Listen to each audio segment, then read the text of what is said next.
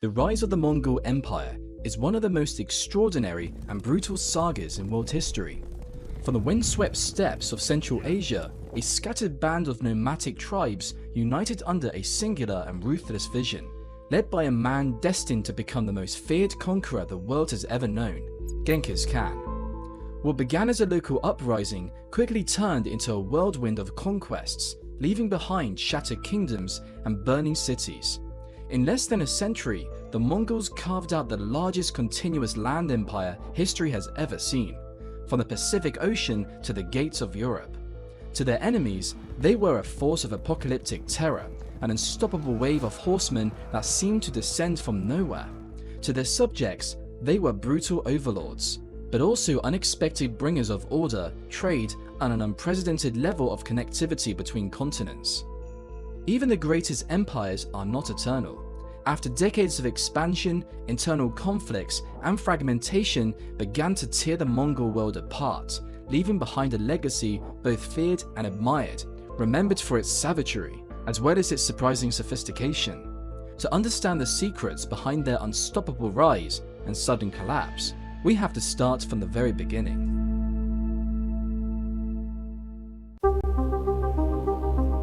Nothing in the daily life of the Mongolians could have indicated that they would one day contend for worldwide dominance. They were too busy trying to survive in the harsh desert lands. From tribal conflicts to foraging for pasture, life on the Eurasian steppe was harsh. Situated deep within Eastern Asia, it was bounded by Russia to the north and China to the south. The land was endless, but it was also untamed and unkind. The extreme weather conditions made any form of agriculture almost impossible. The summers were scorching and the winters deadly. Yet, the Mongolians called it home. They made a living for themselves as pastoral nomads. Their survival depended on their continuous movement to find pasture for their livestock. For the Mongolians, wealth wasn't measured in silver or gold. It was measured using livestock like goats, sheep, yaks, and most of all, horses. Livestock wasn't just food for them. It represented wealth, mobility, shelter, and military prowess, as you would find out later on in this video. The Mongolians were pastoral nomads, skilled hunters, and naturally trained warriors. As they traveled across the Central Asian plateau, they would frequently encounter other groups with whom they traded. In exchange for furs and other products of hunting, the Mongolians got agricultural products and other luxury products like textiles from tribes more advanced than they were. Sometimes the arrangements were more violent. Raiding was a way of life on the steppe. Tribes raided one another for animals, pasture land, and women. Capturing brides was not uncommon at all, especially for those who thought they could not afford the dowries expected. Because of these raids, danger was always lurking on the steppe. Every male Mongolian doubled as a warrior in addition to his primary occupation. Even some women were trained to fight as well. And when they weren't raiding or hunting, they could be found in clusters under the moonlight, sharing tales of songs of wars, kingdoms, and heroes. At other times, they connected in their yurts. As the Mongolians moved from place to place, they would often set up yurts as shelter, originally known as gurs. The yurts were portable shelters made from basic wooden frame covered with felt or animal skin. Nowadays, the outer layers of waterproof canvas are added, but back then there was no canvas. Inside, they would set up a small fireplace to provide warmth. As families sat around the hearth, they would often engage in meditation, reconnecting with their sky god Tengri. Tengri was the supreme being. He was believed to be the father of other gods and goddesses. Like Koyash the sun, he was too big to be represented by idols or even worshipped in temples. To date, the Mongols believed that Tengri is infinite, timeless, and unknowable, watching over them. Tengri would go on to play an important part in the rise of the Mongolian Empire, as Temujin, the great Genghis Khan, was said to have received a mandate from Tengri for worldwide dominance.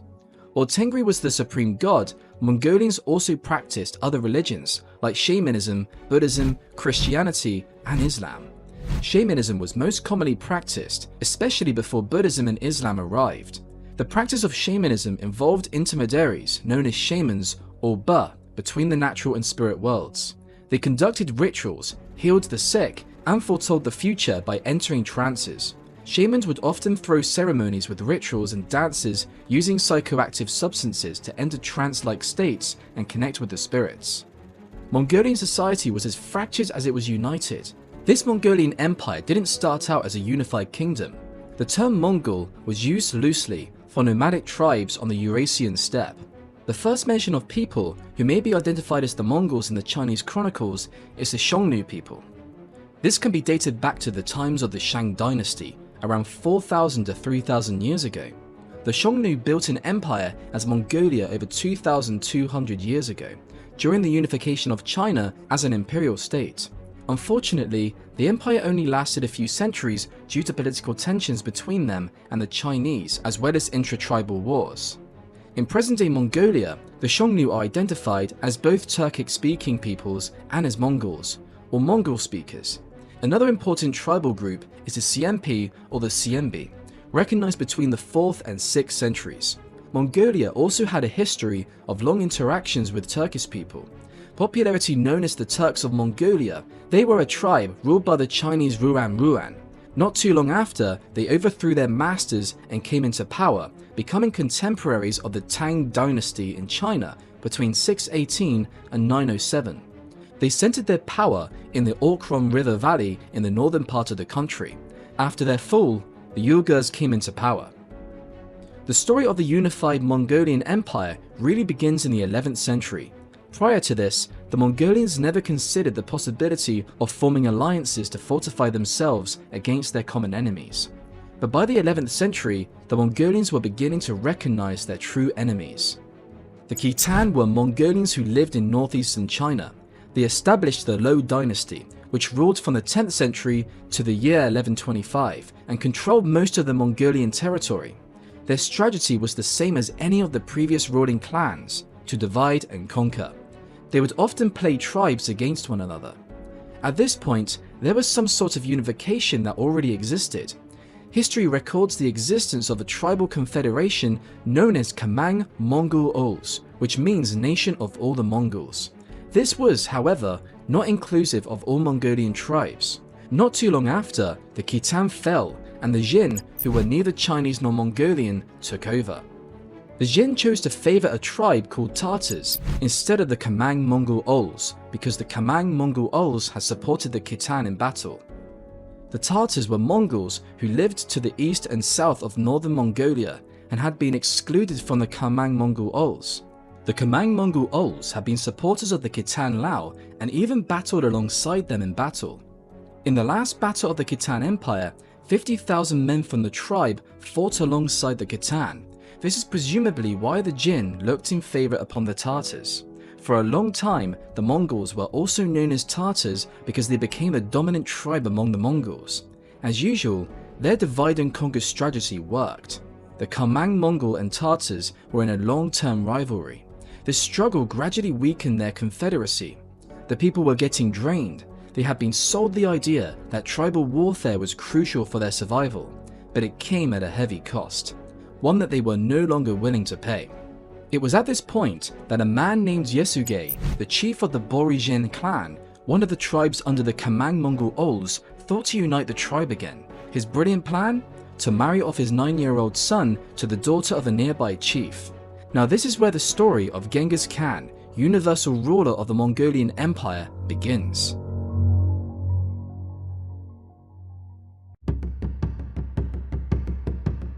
The story of Temujin, the Genghis Khan, begins with his mother, a young and brave woman named Hulun. Hulun belonged to the Old Kunut tribe, a sub-clan of the Merkit tribal confederation, one of the Mongol steppe tribes. She was betrothed to a man named Chiludu, also from the Merkit tribe. He had worked for her family for a few years, which was the Mongolian custom for marriage in those days.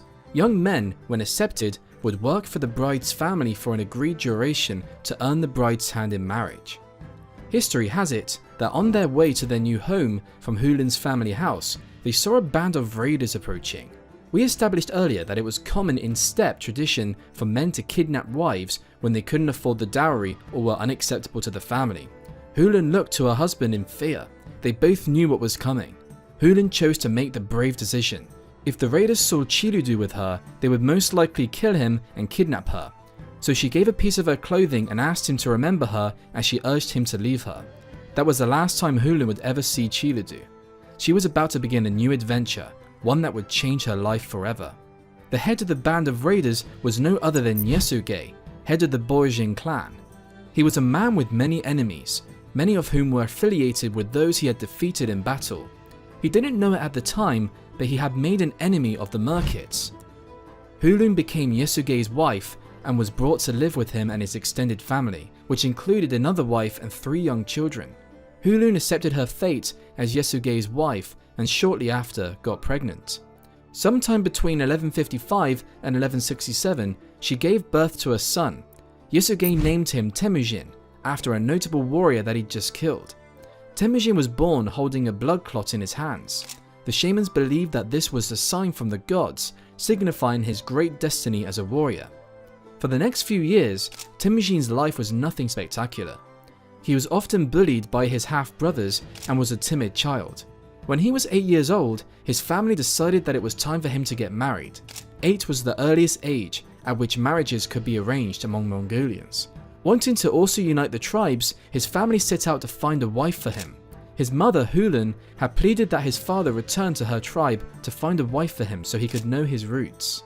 A few days into his journey, they decided to rest at a yurt nearby. The family who hosted them at the yurt had a young daughter named Borte.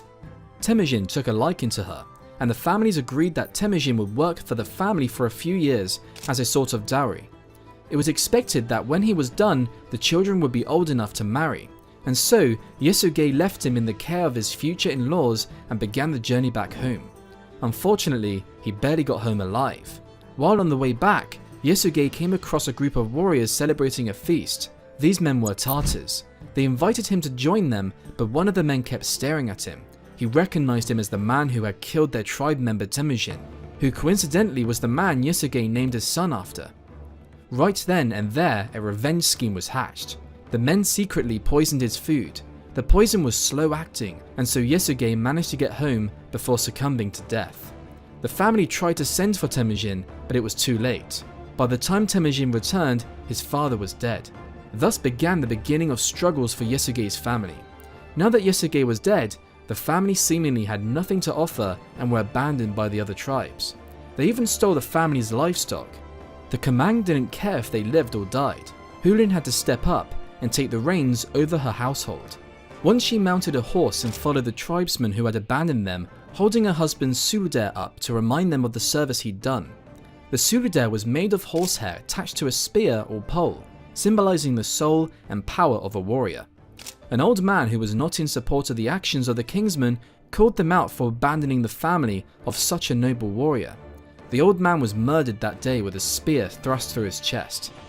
Temujin watched as his hopes and aspirations were murdered before his eyes. His earliest memories weren't of war or glory, they were of hunger, exile and betrayal. The young boy was hardening into a man. Hulun would spend days foraging for food. They lived in extreme poverty, surviving on wild berries, fishing, and even scavenging animal carcasses. The children all had to learn survival techniques. They began hunting small rats and birds with arrows made from sticks. They also turned Hulun's sewing needles into fish hooks. Out on the steppe, Temujin was becoming a man, hardened by the darts life had thrown at him. Temujin's story would be marked by his ability to make key alliances at crucial points in time. Growing up, one of those alliances was with an older boy named Jamukha. The boys became allies, hunting and exploring the mountains together. Twice in their childhood, they swore an oath to be Anda or blood brothers. Temujin would learn early on that family wasn't built on blood alone. It was also built on the backbone of sacrifice and friendship. This was why he didn't hesitate to kill his elder half-brother, who he saw as a threat to his freedom. Temujin's brother, Bekta, had begun to irk everyone with his assertion of dominance in the family. He particularly got on with Temujin's nerves. Once he stole a fish that Temujin had caught, and then later a bird that he had hunted. Temujin tried to report his half-brother to his mum, but she was too preoccupied to do anything about it. Temujin decided to take matters into his own hands, and so one day, along with his half-brother Beltugay, he tracked Bektar into the woods and killed him. Both Temujin and Beltugay fired arrows that killed him. Finally, Temujin would be the eldest in the house, answering to no one. When Temujin returned home with Beltugay, he couldn't look his mother in the eye. She knew what they had done and panicked. Temujin's actions had made him a fugitive. He was forced to flee from his household. He didn't get very far before he was caught by the Taishud clan, his kinsman who had abandoned them when his father died.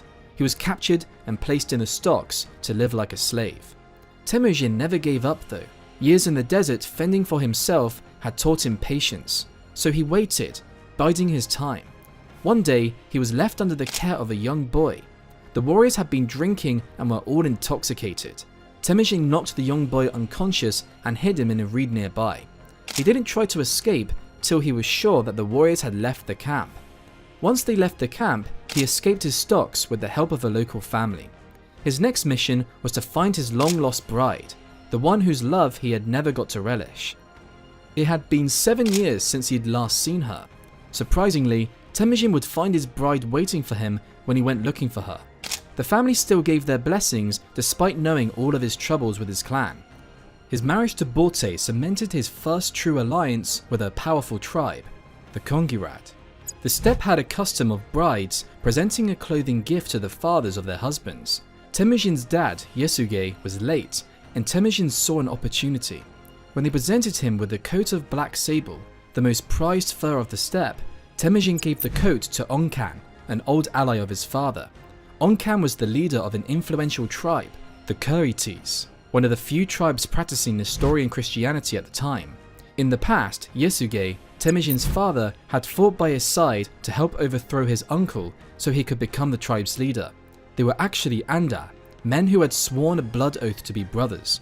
By presenting a coat to Onkan, Temujin was recognizing Onkan as a father figure to him. Onkan, a man who owed Yasuge a debt, accepted. This action entitled Temujin and his family to the Khan's protection. Onkan offered Temujin a job as a local leader over his warriors, but he declined, preferring to return to his home camp. No one really knew what he was up to, but as usual, chaos was not too far away. This time, the Merkits, a tribe from which Temujin's mother, Hulan, had been captured, wanting revenge for the kidnapping of Hulan. They decided that the best way to do that was to steal Temujin's young bride, Borte. Things were about to get a lot more turbulent. The Merkits didn't strike immediately.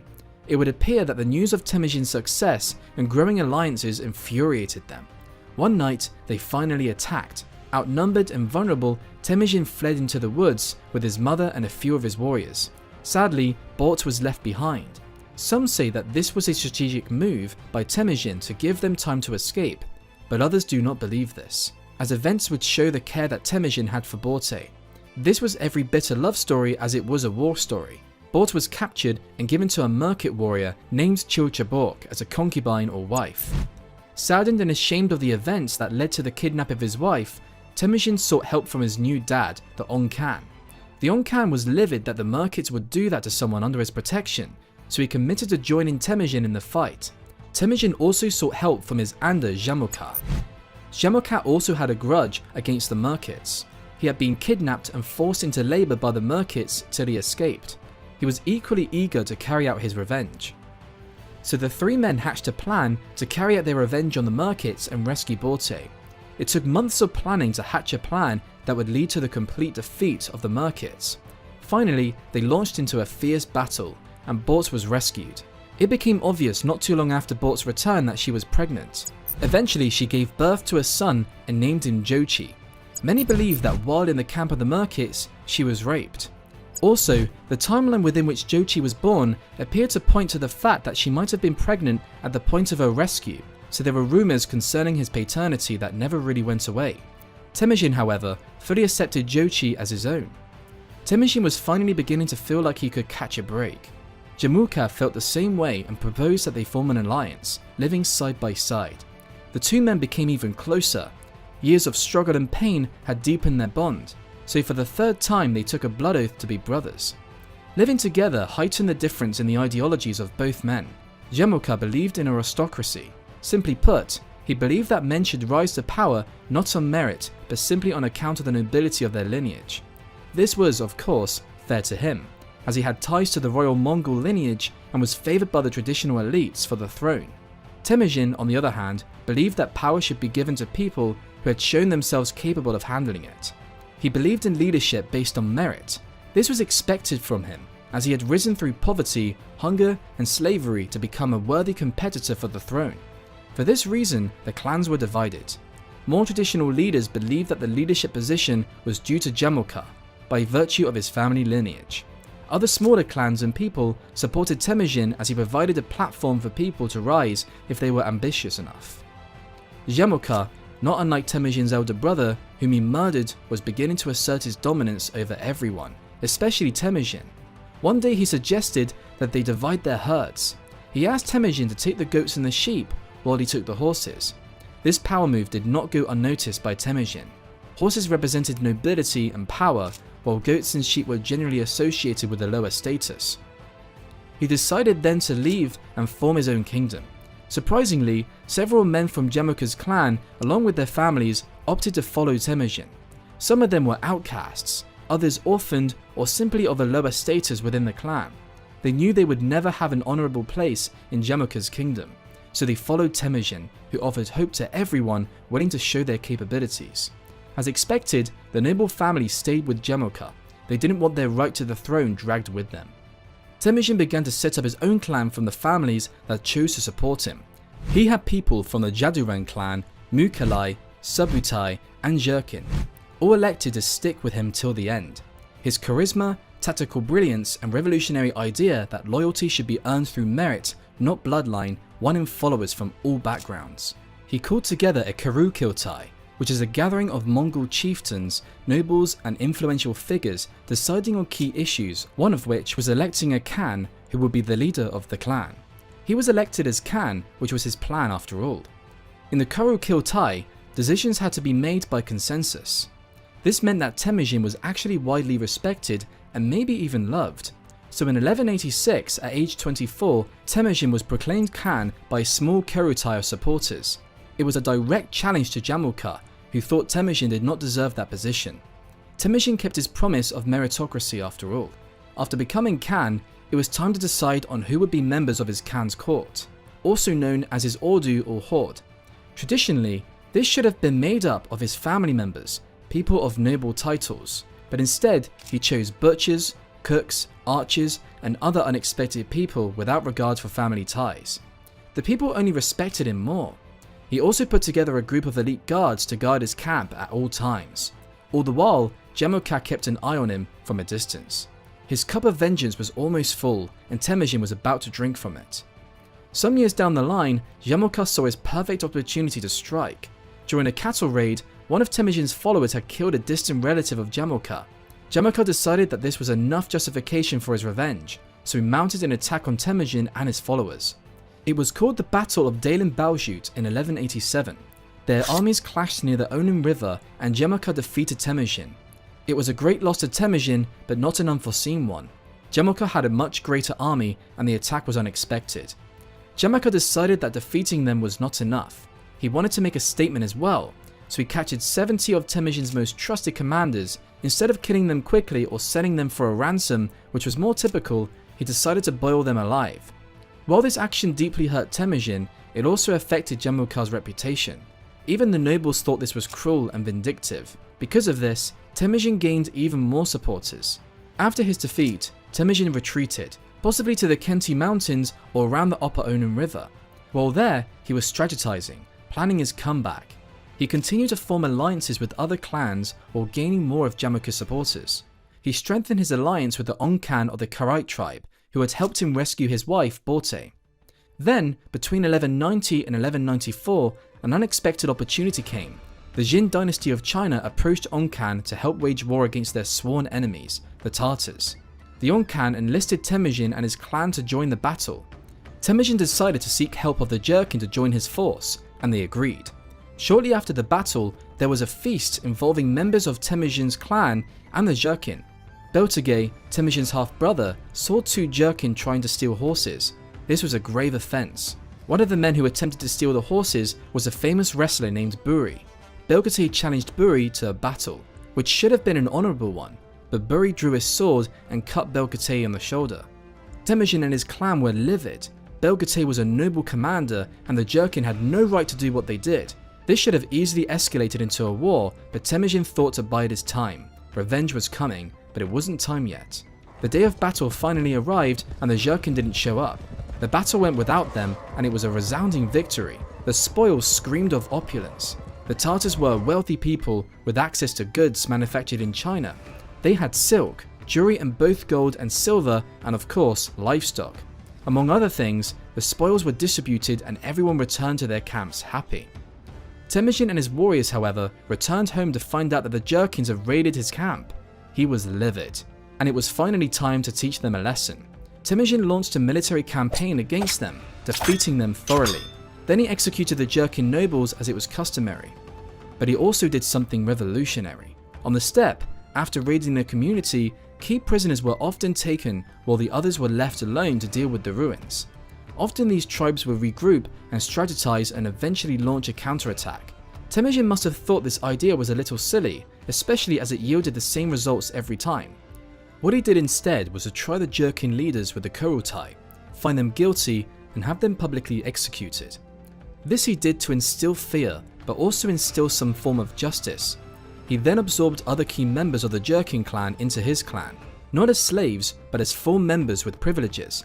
He also redistributed Jurchen lands to his loyal followers, and even adopted an orphan Jurchen boy, giving him to his mother Hulin to take care of. Finally, he threw a feast and invited all the Jurchen. He then ordered Buri, the wrestler who had cut Belgutai and Belgutai to wrestle. It was to be a public match. Buri would have beaten Belgutai a second time, but instead he allowed him to win because he was afraid of Temujin's wrath. He probably did that thinking it would be punishment enough, but in a final show of revenge, Belgutai mounted Buri's back and used his knee to snap his spinal cord. After this, Temujin moved to his base camp near the confluence of the smaller Senka River with the Kurlin. Eventually, this became his capital, known as Avaga, but at this time it was only a remote camp. He continued to attract smaller clans. Meanwhile, Jamuka was making his own plans. In 1201, Jamuka was declared Gurkhan, which means chief of all chiefs or Khan of all Khans. By his Kurultia, that title had been last held by Onkhan's uncle, who ruled the Kurites until Onkhan, with the help of Yasuge, killed him and his brothers. This was how Yasuge became an ally of the Onkhan. Jamuka was using one stone to kill two birds by challenging the Onkhan and his adopted son Temujin. Jamuka believed that if he could win this war, he would be the supreme ruler of the steppe. The Taijud, who had abandoned Temujin's family after the death of Yasuge, were in full support of Jamuka. He also had the support of other noble clans who hated that an undeserving Temujin became a contender for the throne. The Onkhan joined Temujin in his campaign against Jamuka. The goal of military campaigns were to overwhelm and frighten the other side so they could flee even before the actual battle started. Several tactics were used, one of which was spiritual manipulation. Shamans stood on the mountains beating ritual drums and attempting to manipulate the weather. The presence of a shaman often meant that they had seen victory ahead. Several shamans had prophesied the victory of Temujin, one of whom was the ambitious Tebtengeri, who would go on to play an important role in Temujin's story. On the day of battle, shamans were present with Temujin. There were heavy thunderstorms attributed to their magic. Temujin also had a numerical advantage over Jamuka because of the support of the Onkhan. Jamuka's followers fled and Jamuka had to retreat. The Onkhan and his warriors pursued Jamuka and his main army while Temujin went after the Taishud, the tribe that had betrayed him and his family. As night fell, neither side seemed to win. Temujin was hit on the neck with a poisoned arrow and was led quickly by his men to safety. One of his trusted followers, Jelm, stayed by his side all night, sucking the blood from the wound. He had to keep swallowing the blood as he didn't want to offend the earth by spitting on the ground. Only when he was full did he finally spit on the ground. It was this night of blood that Temujin woke up to, wondering what had happened to him. Many of the Taishud had no idea that Temujin was hit, and by morning most of them had fled. Temujin's warriors pursued them, they caught up with them and killed most of their leaders.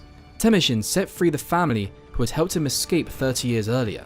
Meanwhile, Jamuka had escaped from the Onkhan. The battle was far from over. In 1202, the year of the dog, Onkhan began another campaign against the Tartars and enlisted Temujin's help. During this time, Temujin began to distinguish himself as a military strategist and a revolutionary leader. He initiated several reforms that are still in Mongolian practice today. Temujin noticed that after each raid, the rush to loot the gurs and distribute hindered the soldiers from completing their duties. It also gave the defeated warriors time to escape, regroup, and counterattack. So, on his second raid of the Tartars, he ordered that all looting wait till after a complete defeat of the Tartar forces. He then created a system for distribution of the goods, ensuring that every soldier got a share. He also ordered that widows and their children be entitled to the share of soldiers who were killed in battle. This motivated the soldiers, who knew that their families would be taken care of if anything happened to them in battle. Despite the initial resistance to the ideas proposed by Temujin, it turned out to be a massive success. They were able to amass more wealth than ever before. Now they had to deal with integrating the Tartars into the society. With the Taishu clan, they killed the leaders and absorbed the survivors and all their goods and animals into their tribe. However, the Taishu were not a large clan. While they were in their hundreds, the Tartars were a tribe of thousands. To integrate them properly, he needed a strategy, and so he called a kuretai of his warriors. The decision was to kill every Tartar male taller than the linchpin holding the wheels on a cart. This was a symbolic measure of adulthood. After this, all surviving Tartars were taken as full members of the tribe and not slaves. He even adopted a Tartar child for his mother. He also married two noble Tartar women, Yesugin and Yesue. The Tartars became so many and of such great reputation that people began to call all Mongolians Tartars. In 1203, a year after the Tartar conquest, Temujin had another radical idea. He organized all warriors into squads or arbin of 10. They were to be brothers of one another, and no one was allowed to leave a brother behind, or they would all be penalized. The eldest in the arbin led. They could also decide to elect someone else. 10 of the squads formed a company or zagun of 100 men, while 10 companies formed a battalion or mingan of 1,000 men. 10 of these mingan were then organized into a tumen, which is an army of 10,000. Temujin chose the leaders of the tumen. At the start of the implementation of his idea, he didn't have enough men. He is reported to have had about 8,000 men in total. Temujin is thought to have borrowed this idea of military organization from other Turkic tribes, but he also implemented it on a societal level. He also began to refer to his tribe as a people of the felt wools, in reference to the material from which they made their gurs. While Temujin grew in influence on the steppe, he knew that there was one battle he was yet to win. Jamoka was still alive, and the Yonkan was getting old. However, he didn't seem to be pointing at anyone to take over from him. Temujin then decided that a union between the Onkan's daughter and his first son Yochi would cement his place as the foremost leader on the steppe. However, the Onkan refused, ill-advised by his son Sengum and the sentiment that Temujin wasn't of noble blood.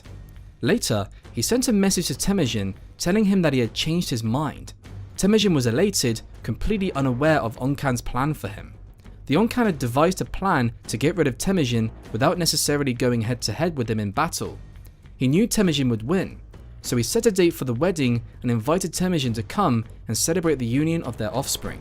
Temujin, completely trusting of his adopted father, set out with only a small army, leaving the main army behind. While they were only about 1 day's ride from Onkan's court, Temujin got wind of the ploy to kill him and wipe out his family.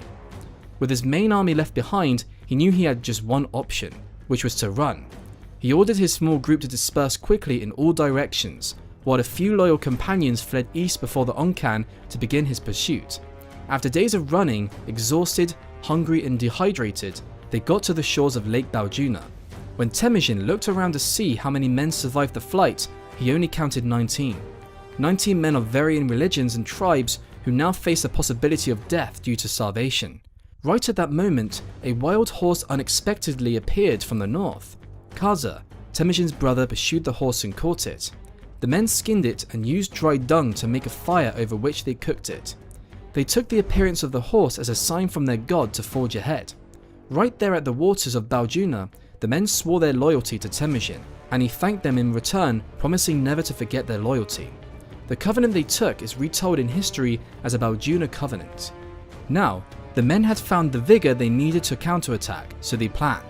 The first step was to spread word cautiously that Temujin was still alive. In the following days, Temujin's followers reassembled themselves across the steppe from all directions. Meanwhile, the Onkan was celebrating, thinking Temujin had been defeated once and for all. Temujin's army came unexpectedly for the On clan and his army, and they were forced to flee. Many of the On clan's followers chose to follow Temujin, and they were accepted as long as they had not committed any act of treachery to their former leader other than to abandon him for Temujin's camp. On Khan's son died of thirst in the desert, while Jamukha and his shrinking followers fled west towards the Naiman territory, a territory not yet defeated by Temujin. On Khan also tried to make his way alone to the sanctuary of the Naiman tribe. They never captured the On clan or his leaders, so they made up stories for his absence. One thing was clear though, he had been defeated and there was no kingdom for him to come back to. Finally, in 1204 in the year of the rat, Temujin will lead his final battle for the control of the central steppe. The Naiman tribe was yet to surrender to Temujin, and worse still, they provided refuge to Jamukha, Temujin's long-term rival. Temujin decided to explore a few of his military tactics on the Naiman tribe. One of his tactics was to use dispersed squads of 10 to attack, as opposed to a large army rushing in to attack. They came from different directions and kept their profile low, preventing the Naiman army from estimating exactly how many there were. After attacking, they fled in different directions as well, confusing the enemy further. He also used the lake formation, where he had his army spread out in a long line firing arrows. Once one troop spread out and attacked, another replaced it. They did this to enable the Naimans to spread out in a long, thin line as well. However, once they spread out, he switched to the third tactic, which was the chisel formation, where the squads were narrow in front but spread towards the back. Doing this, they advanced slowly but steadily. What Temujin did next shocked everyone. He told his men to sleep soundly the night before the final attack. Meanwhile, the other side couldn't sleep. Confused and disorientated, they decided to flee. Temujin and his followers, however, did not pursue. He knew that the only route of escape was the steep backside of the mountain. So in the thickness of the night, unable to see, the Naimans slipped and fell into the gorge. History records their bodies piled up like rotten logs at the bottom of the cliff. The next morning, they finished off the remaining Naiman and their Khan, Tayin Khan. Tayin Khan's son, Gutchlug, fled to the Tayin Shan mountains of the Black Khitan, while Jamukha disappeared into the forest. At this point, Jamukha might as well have been alone. With a tiny number of followers left, he was a shadow of himself. In 1205, in the year of the ox, Jamukha's followers accepted defeat, seized him and brought him to Temujin. Unexpectedly, Temujin had all of Jamukha's followers executed in front of their leader whom they had betrayed. It had been over 2 decades of war and finally there was a victor. But rather than seek revenge, Temujin offered a hand of friendship. He thought that perhaps they could unite again. Ashamed, Jamukha asked for one final wish, that he would die a noble's death, one where his blood wouldn't be shed on the earth or exposed to the sun and sky. He also vowed to watch over Temujin and his descendants if he buried him in a high place. Temujin buried Jamukha in the golden belt that he had given to Jamukha when they swore the oath of Andus. Temujin had finally defeated every tribe on the steppe. Against all odds, he had prevailed. Now he was the undisputed ruler of the central steppe, controlling everything from the Gobi in the south to the Arctic tundra in the north, including the Manchurian forests and the Altai mountains of the west. He allowed another year to restore peace before he called the Kurotai to install him in office. In 1206, the year of the tiger, in front of the largest Kurotai ever, Temujin was proclaimed Genghis Khan, the universal ruler. It was a massive celebration that went on for days. The shamans, including Teb Tengeri, beat their drums and sang all day, while musicians performed at dusk. Thousands of animals were slaughtered to provide meat for the ceremony.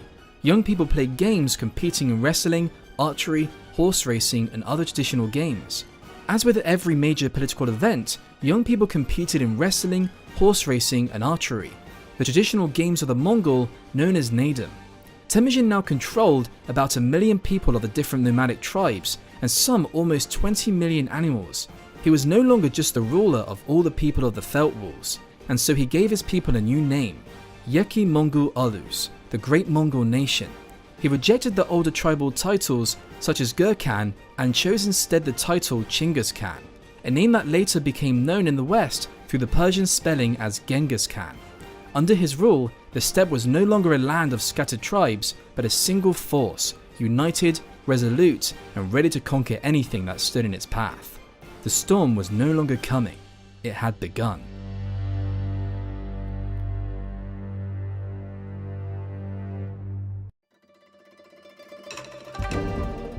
the great Genghis Khan had finally succeeded in unifying the Mongolians into one nation.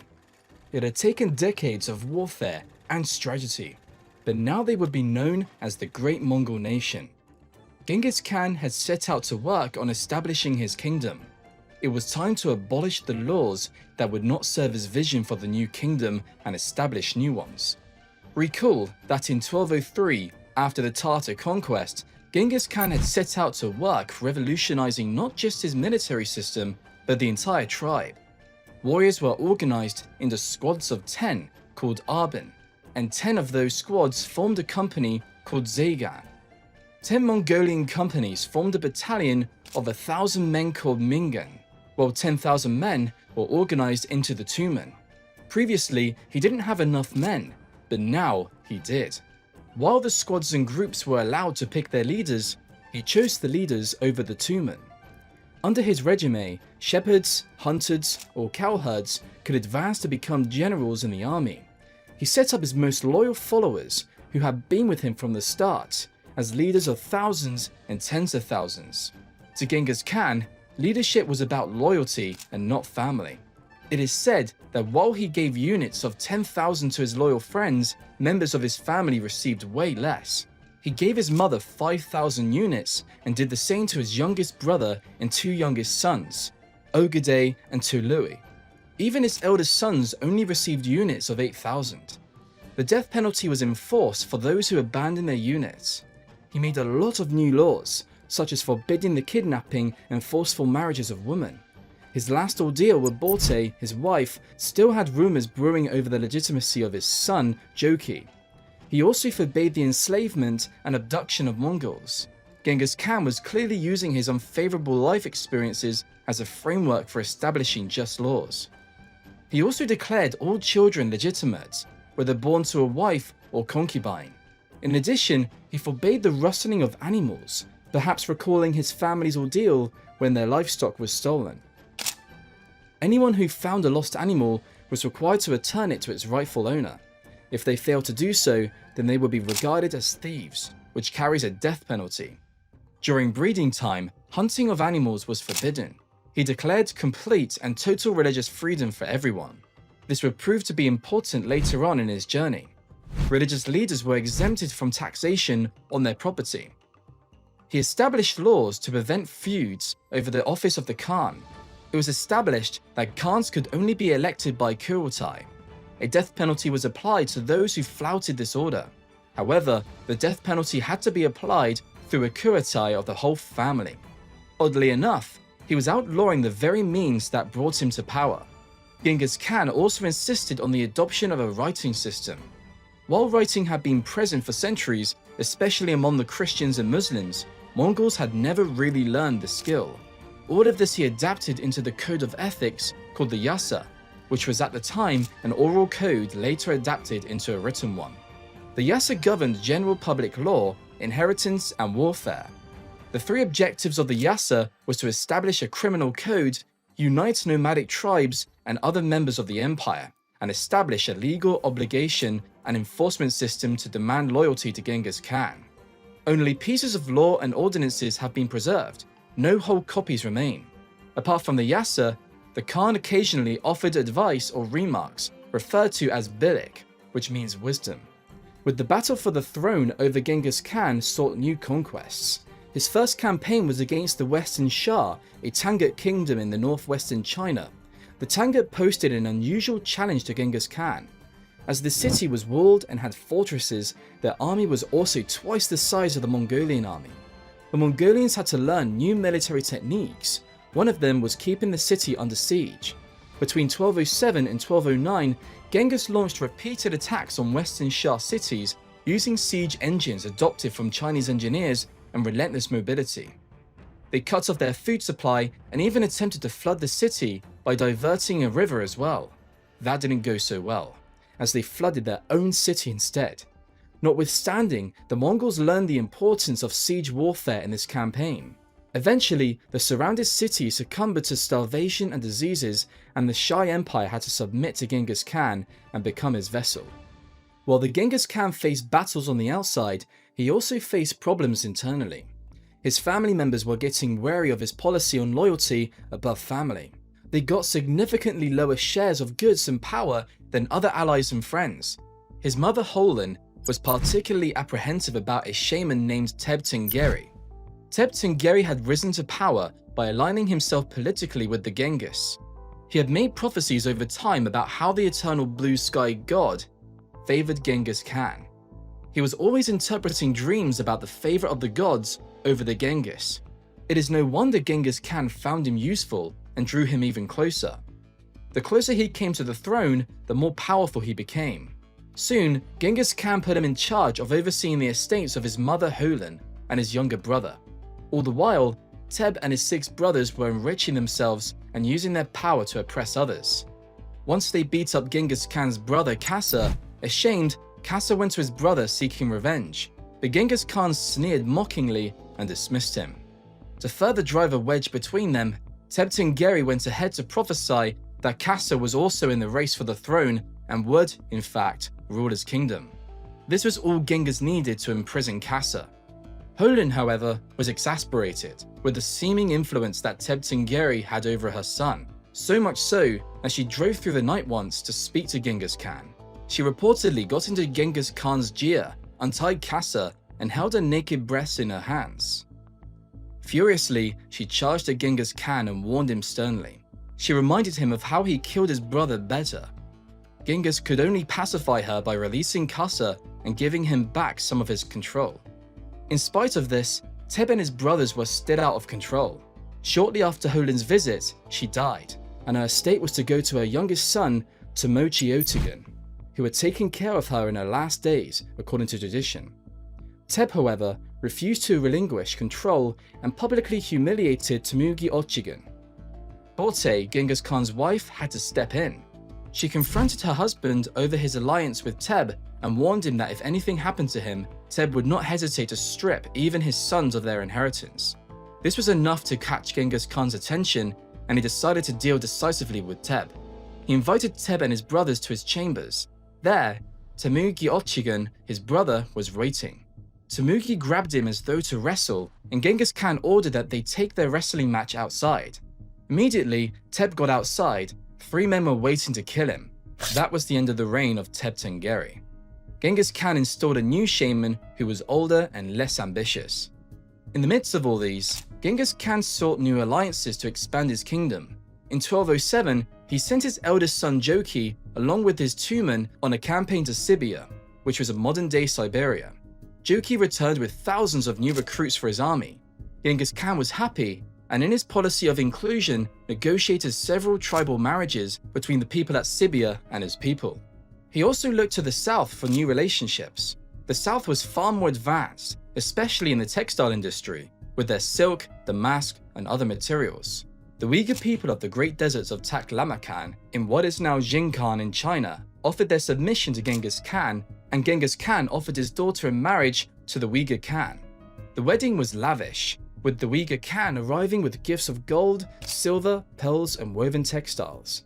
In 1210, which was the year of the horse, Genghis Khan received a delegation from the Yurch dynasty to demand the submission of Genghis Khan and the Mongols as a vassal nation. The Yurch dynasty ruled Manchuria, most of Inner Mongolia, and northern China. They ruled from Zondu, the capital city, and claimed sovereignty over the steppe tribes.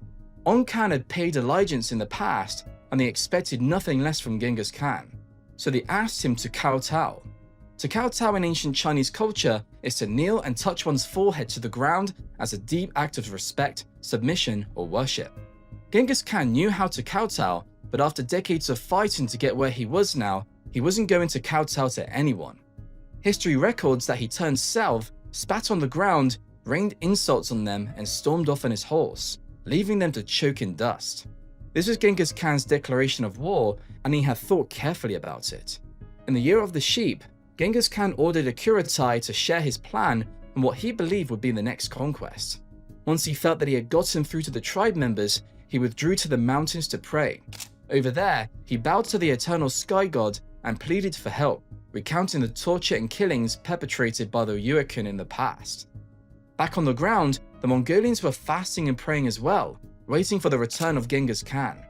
On the 4th day at dawn, Genghis Khan descended and declared that Tengeri had promised victory and vengeance. This war on the Yurch was special for many reasons, the most important being the fact that it was the first major war the United Mongolian Empire was fighting. Winning this war presented an opportunity for a significant upgrade in the Genghis Khan's power and influence. It would also highlight the strength and uniqueness of the Mongolian army. The Mongolian army was unlike any other army. Each warrior was suited to travel longer distances than their counterparts. The first reason is that they traveled very light. Each man carried only what he needed. Apart from his deal, the traditional wool robe that reached to his ankles, a fur hat with ear flaps, and riding boots with thick soles, he carried flints for making fires, leather canteens for milk and water, needles for mending clothes, files to sharpen arrowheads, and a lasso for rounding up prisoners and animals. All of this he placed into a small skin bag. Each squad of 10 carried a yurt. The Mongol army also traveled without a cumbersome supply train, unlike other armies. They mostly moved with their large reserve of horses that always accompanied the soldiers. They used what they had to survive. They took milk from the animals, killed some of them for food, and fed themselves from hunting and looting. Some carried dry milk with which they made pastes and strips of dried meat, which he could chew while riding. Another fascinating fact about the Mongol army was that they consisted entirely of cavalry, those armed riders without a marching infantry. In other traditional armies, the majority were foot soldiers, but the Mongols had no foot soldiers. They were all skilled in archery and in riding.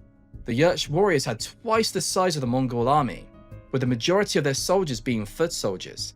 The Mongol army was also said to be healthier and stronger. Their diet was very clean, with a steady supply of dried meat, milk, and other dairy products. The Yurch soldiers, on the other hand, were heavily reliant on carbohydrates. Traditional armies moved together in long lines with their large supplies of food following them. The Mongol army, on the other hand, spread out over a vast area. This helped provide sufficient pasture for the animals and gave the men opportunities to hunt. Their formation was very strategic. Genghis Khan moved at the center, flanked by an army to the right and another to the left. A smaller unit went ahead, while another guarded the rear where the animal reserve was. Because the units were so widely spread out, communication had to be strategic. Central camps were laid out precisely, and each unit knew where the other would be. It was also assured that each unit of 1,000 had its own medical unit, usually comprising of Chinese doctors. Messages were passed orally as the Mongols were illiterate, but they were passed through familiar rhymes and songs. Perhaps one of the most impressive things about the Mongolian army was their mindset towards warfare. The soldiers never really thought about losing. Winning was the only option they considered. They were forbidden from speaking of death or defeat. The Mongolians were good, possibly the best army there was ever on the central steppe. But when it came to fortify cities, they could never win using conventional warfare. The biggest advantage that Genghis Khan had over the Yurkin was his willingness to win by any means possible, including spreading rumors and causing political tensions in the Yurkin camp. His strategy was simple: to defeat the enemy by first creating confusion and instilling fear. They couldn't break down the walls, but they could cause enough commotion to draw the people outside. The Mongols started by presenting themselves as saviors of the Khitan. Before the war, many Khitan had fled to join the Mongols, whom they felt were like family. The Yurkins had overthrown the Khitan royal family about a century earlier, so the Mongols exploited the opportunity to present themselves as restorers of the Khitan to power. Yellow Chusai was a member of the Khitan royal family who had joined the Mongols. He proved to be very useful in helping the Mongols understand the Yurkins and their territory better. Yellow was trained in astrology and scapulomancy, which is a form of divination that involves interpreting the cracks and patterns formed on the heated scapula of an animal. He also understood both Mongolian and Chinese. Because of him, Genghis Khan turned his attention to speaking to more Khitan scholars. The following year, Genghis Khan officially restored the Khitan monarchy as a vassal state within the Mongol Empire. By doing this, he divided the Khitan and Yurched even further. They also used the tactic of setting the villages on fire and using the stampede caused by the peasants to delay the Yurkin supply convoys. There was so much confusion that the Yurkins could not respond in time. Also, over 1 million refugees were now destitute and taking up food supplies. With time, Genghis Khan would come to learn about siege machines, like the catapult-hurled stones, the ballista and arrow shooting device, and the trebuchet, a special catapult that threw objects fast, with the help of a heavy counterweight. While these machines weren't new to military warfare, the Mongols had only ever dreamed of them. Genghis Khan began to seek engineers who would help build these machines for the Mongols. With each new battle, his war machinery grew in complexity and efficiency. Finally, in 1214, Genghis Khan stormed the court of the Golden Khan in the capital city, Gyeongdu. The Golden Khan resigned himself to fate and surrendered. The Jurchens had gone through so much internal strife that they weren't interested in prolonging the siege and war. Genghis Khan agreed to withdraw, and in return, the Golden Khan sent him off with massive gifts of silver, gold, silk, horses, and slaves. He also gave Genghis Khan one of his daughters as a wife. Genghis Khan was happy to allow the Jurchens to keep a small kingdom for themselves, the same way he had left the Uyghurs and Tangut in control of their land. However, as soon as the Mongols withdrew from the Jurchens, the Golden Khan and his leaders began to renege on their agreement. The Golden Khan fled south to Kaifeng, where they felt that they would be out of reach of the Mongolians. Genghis Khan took this as an act of rebellion. This time, he defeated them thoroughly, leaving no chance for a comeback. Once they were done, they let their horses trample the farmlands with their hooves, ensuring that no peasant could return to live there. After the final blow of the Jurchen, Genghis Khan embarked on the journey home, only to meet a startling surprise when he got home. There was a new sheriff in town, and this time it was a woman. Some of the Siberian tribes that had initially surrendered to Mongol rule earlier had suddenly stopped sending tribute. When they investigated the cause, they found the woman chief Otohori Tarahan, a name that meant big and fierce. Genghis Khan sent 2 negotiators, whom she took captive. In 1219, he decided to send a trusted general and a troop to find out what had happened. It was discovered that, unlike the open steppes and farmlands, the road to her territory was a dense forest, where the soldiers often kept to keep up with each other's trails. Otohori Tarahan always heard them coming before they arrived, and she was able to meet them prepared. This time, she killed the trusted general. Genghis Khan was furious, and he wanted to lead his men to battle in her territory. He was, however, advised against it. What he did instead was brilliant. He had his men secretly create a new path in the forest from another direction. A group of soldiers was stationed as a decoy while this was done. When the path was ready, they besieged her quarters, freed their men, and captured her. Genghis Khan eventually gave her as a wife to one of the envoys she had kept captive.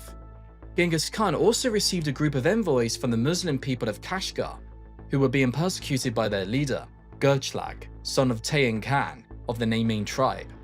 Kashgar was a city in western China originally ruled by a group of Khitan who had settled in the Tian Shan mountains after the Jurchen ascended the throne.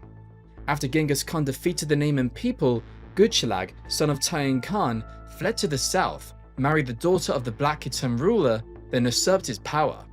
Gurchlag was originally a Christian, while the Black Khitan were Buddhists, and together they oppressed the Muslims. Gurchlag forbade their calls to prayer and other religious meetings. Once, they tried to resist by closing the city gates behind him and preventing his return. In retaliation, he razed their city to the ground. The Muslims looked to the universal leader of the Mongolian Empire to save them and overthrow their oppressive king. Genghis Khan appointed Jebe to defeat Gulag's army and hand him over for punishment. They didn't plunder the land or endanger any lives since it was done at the request of the Muslims. Jebe's army defeated Gulag's army and had him beheaded near the modern borders of Afghanistan, Pakistan, and China.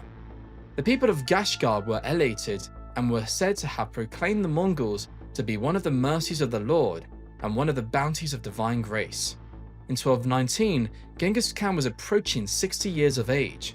He had built a secure kingdom that prospered in every way. These days, he thought less about warfare and more about trading. There was a thriving supply of Asian goods like textiles, and sometimes some commodities trickled in from the exotic land of the Middle East. The Muslims in that area were said to produce the finest metals. They also made the most magnificent glass. Genghis Khan thought to seek a trading partnership with the Turkish people from the Middle East. The Sultan Shah al-Din Muhammad ruled the Khwarezm Empire, which was a powerful Central Asian kingdom that stretched from the Caspian Sea to the borders of India, spanning deserts, rivers, and vital trade routes at the heart of the Silk Road. To this end, Genghis Khan sought to negotiate a trade treaty. so he sent an envoy. The envoy carried his message of peace and desired to look upon the Sultan as his son. The Sultan agreed to the treaty, albeit grudgingly. Genghis Khan, on the other hand, was happy to receive his acceptance and gathered around 500 merchants from the Muslim and Hindu inhabitants of the Uyghur territory, which was now a part of his empire. He sent them ahead with a caravan loaded with luxury commodities of silk, silver bars, white camel cloth, and others. However, when the caravan entered Khwarezm, the governor of Otrar, a city in the empire, seized the goods and killed all the merchants. Genghis Khan was furious and demanded that the Sultan punish the governor, but he did not expect the response he got. A new storm was coming, and this time it was headed for the Khwarezmian Empire, drowning everything in its path. The Khwarezm Empire was one of the most enlightened in the world at the time. They were well advanced in agriculture, technology, science, trade, and craftsmanship. Gurganj, Bukhara, and Samarkand were thriving hubs of trade, learning, and craftsmanship.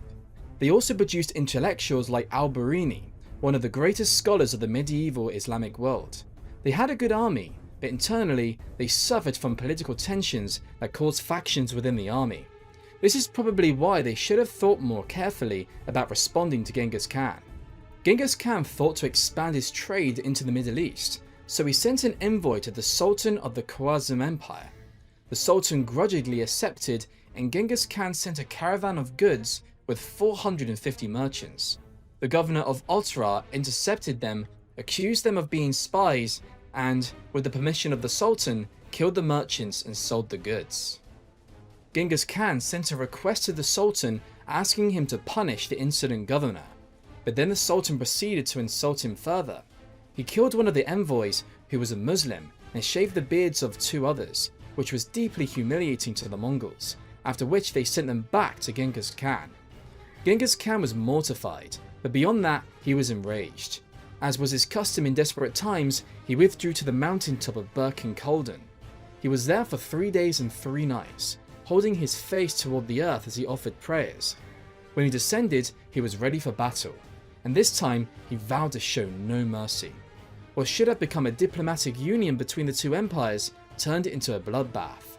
By 1219, Genghis Khan had redeployed his vast Mongol army westward for destruction of the entire Khwarezm Empire. He deployed around 90,000 to 200,000 warriors for this campaign, which was about the same for the Sultan's army. The Sultan possessed a large but poorly united army, and this was evident to Genghis Khan, who had spent time studying the region and its politics with the help of Muslim merchants who were familiar with the region. The Sultan grossly underestimated the Mongolian army. They had assumed that the Mongols would invade through the Dusgarian Gate, which was the natural route between their empires. However, Genghis Khan was 10 steps ahead.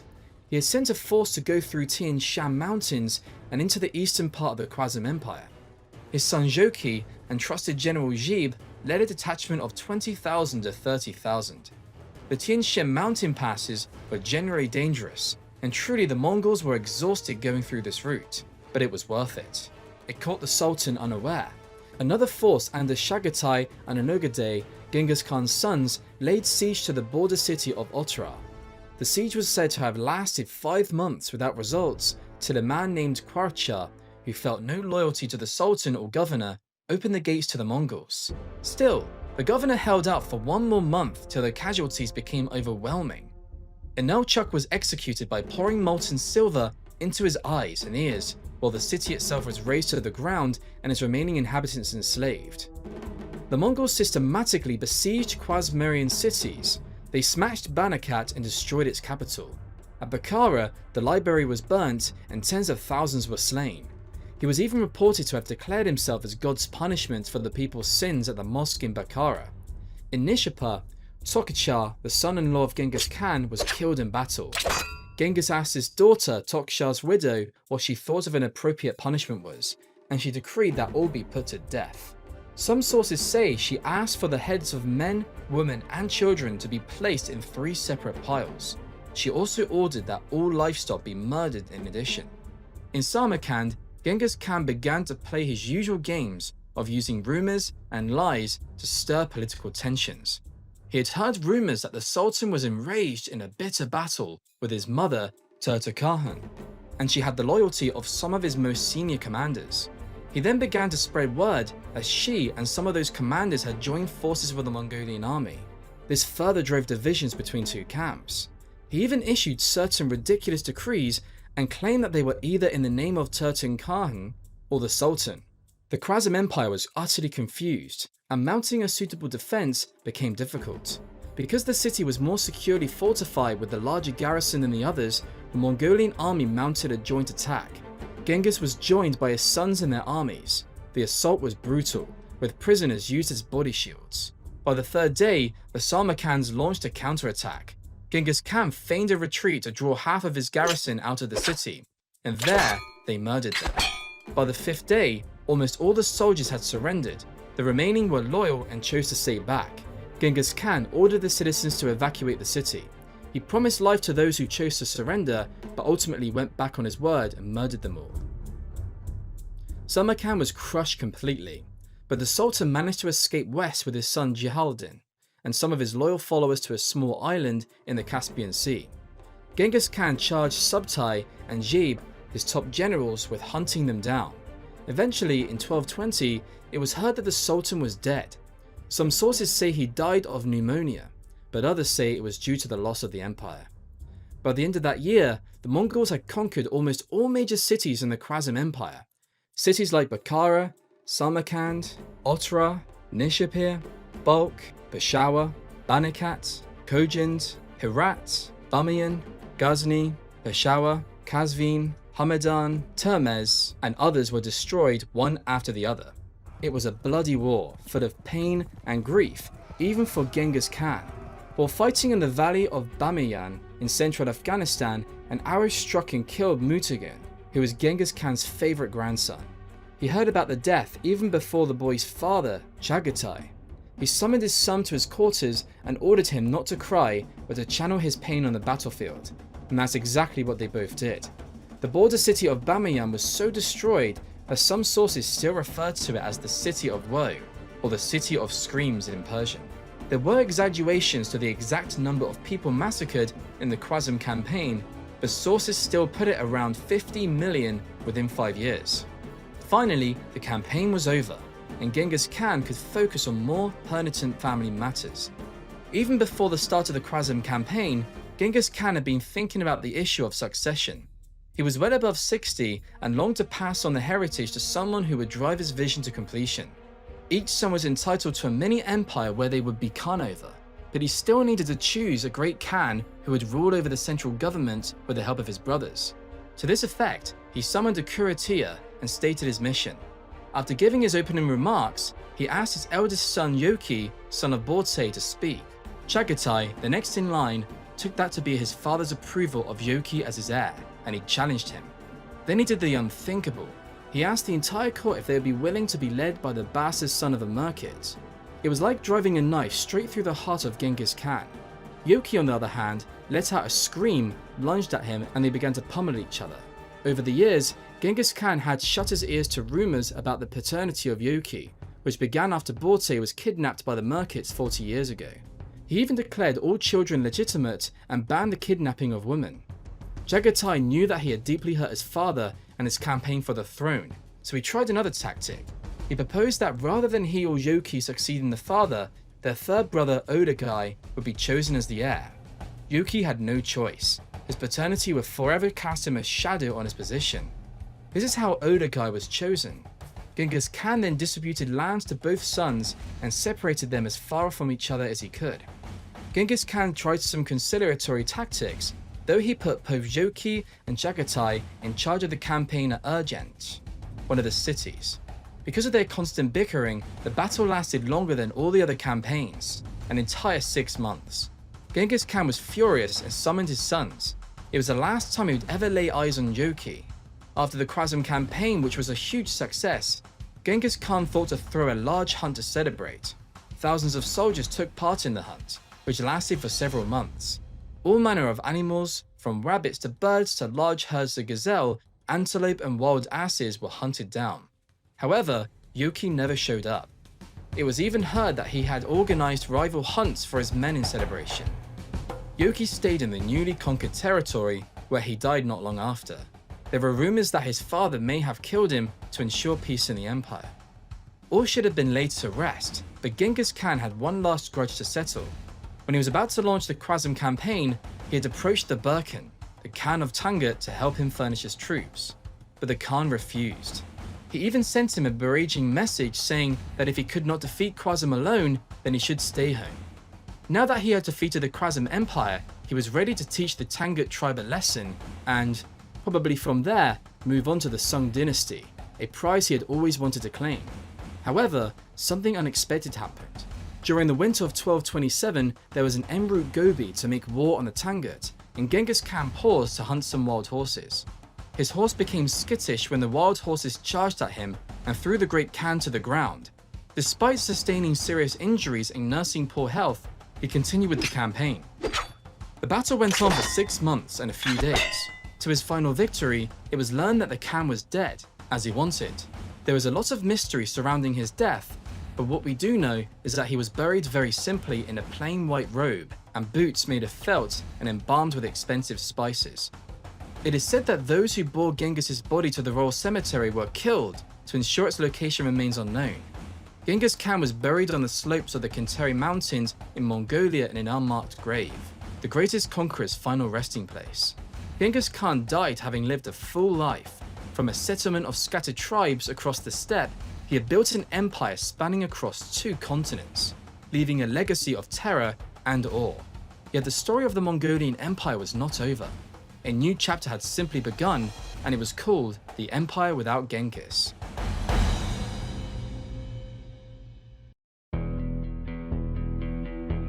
Genghis Khan's passing in 1227 left a huge vacuum.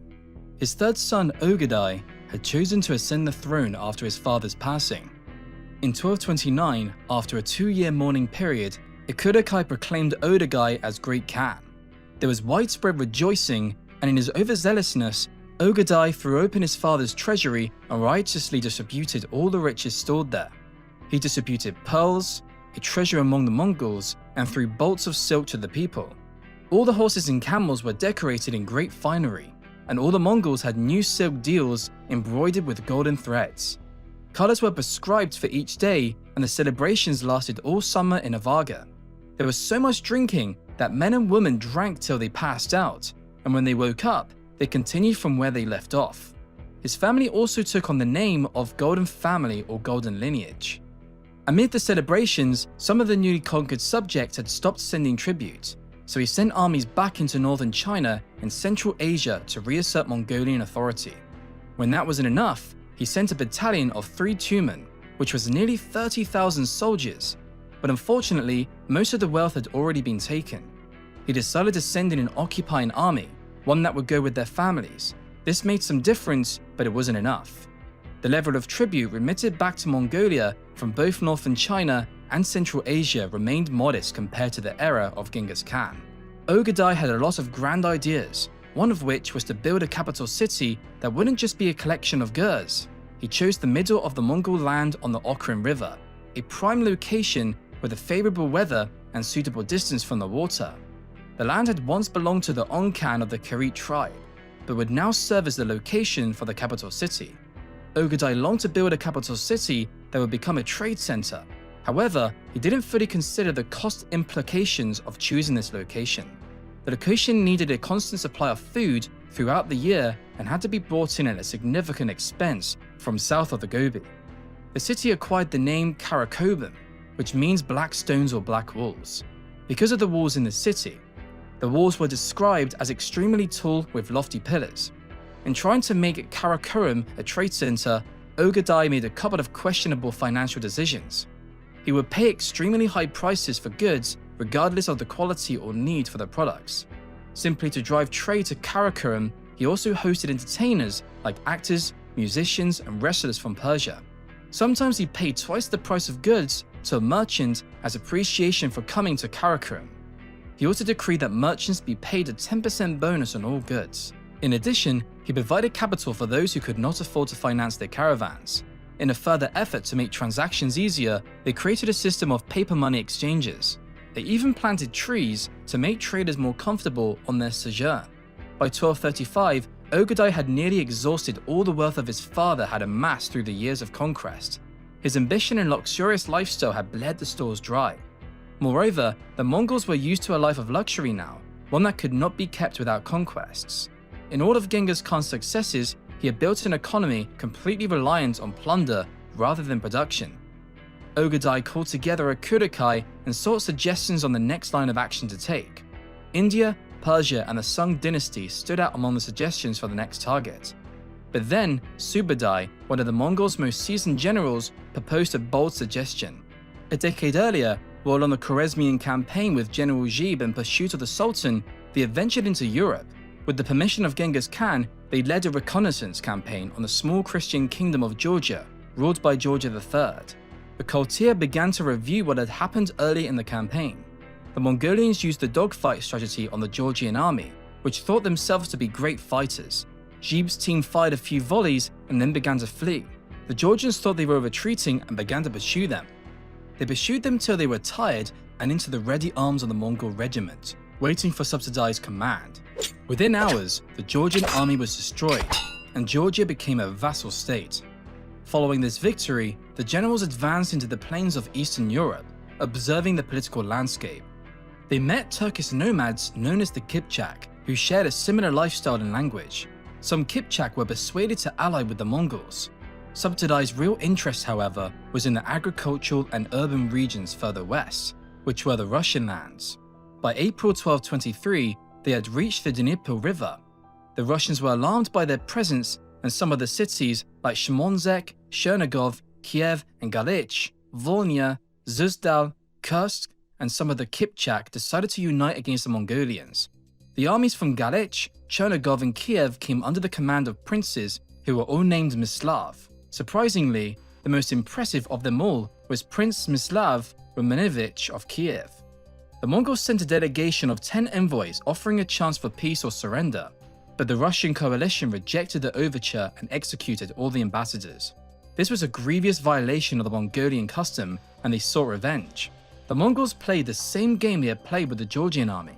They feigned fear and retreated eastward, goading the Russians into pursuing them. The Russians persisted over 2 weeks, their forces weakening as each day passed. The Mongolians, on the other hand, were just getting started. They drew them to the Kalka River near the Sea of Azov, a favorable terrain for battle. By the time the battle started, the Russians were already exhausted. Even though the Mongolian army was outnumbered, they were cavalry who had been waiting for this moment. The Mongols pursued the fleeing Russians relentlessly. Even the cavalry of the Russians was overtaken and slaughtered. The Russian princes and coalition leaders were killed, but Subadai and Zhib captured some nobles for a royal revenge. Subadai and his forces camped in the Crimea and celebrated their victory with a feast that lasted for days. They made Prince Mstislav and his sons-in-law watch and later wrapped them in rugs and kept them under the floorboards of their house so they could stomp the life out of them. This was their punishment for the execution of the envoys. Soon after the Mongolians left, the Europeans took it as God fulfilling his wish of punishing them. Now, it had been 12 years since the campaign in Europe. Ögedei thought the campaign didn't produce much wealth as their campaign in China and the Muslim world had. Subadai attributed that to their limited resources at the time, but promised that there was a prospect. The men were divided but also deeply mistrusting of each other. Subadai had the backing of Batu, Joki's son. Ögedei preferred that they conquer the Song dynasty, as his father had hoped. Eventually, a compromise was reached.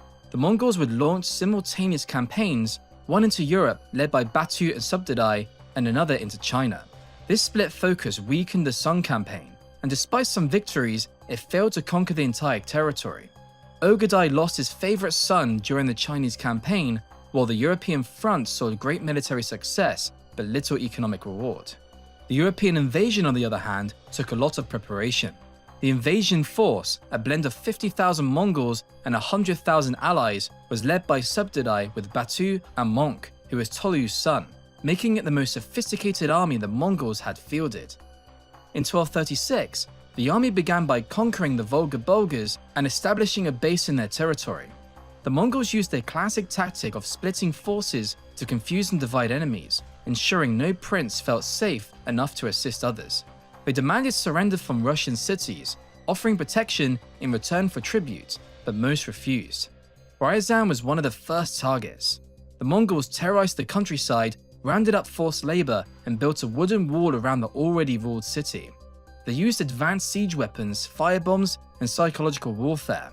After 5 days, they breached the city, slaughtered its elite, and set its churches ablaze, prompting a mass exodus of terrified refugees. After each conquest, the Mongols recorded all the people and loot captured. Goods, livestock, and others were redistributed according to a rigid sharing system. Refugees spread news of the Mongol terror across Europe. The English monk Matthew Paris described them as demonic and inhuman, relaying an interesting mix of both mythical and factual details that reflected European fear and misunderstanding of the Mongols. By late 1240, the Mongols had conquered most of Russia and turned their attention to the prized city of Kiev, the spiritual and political heart of the Slavic world. After Kiev executed Mongol envoys, the Mongols led by Monk besieged the city.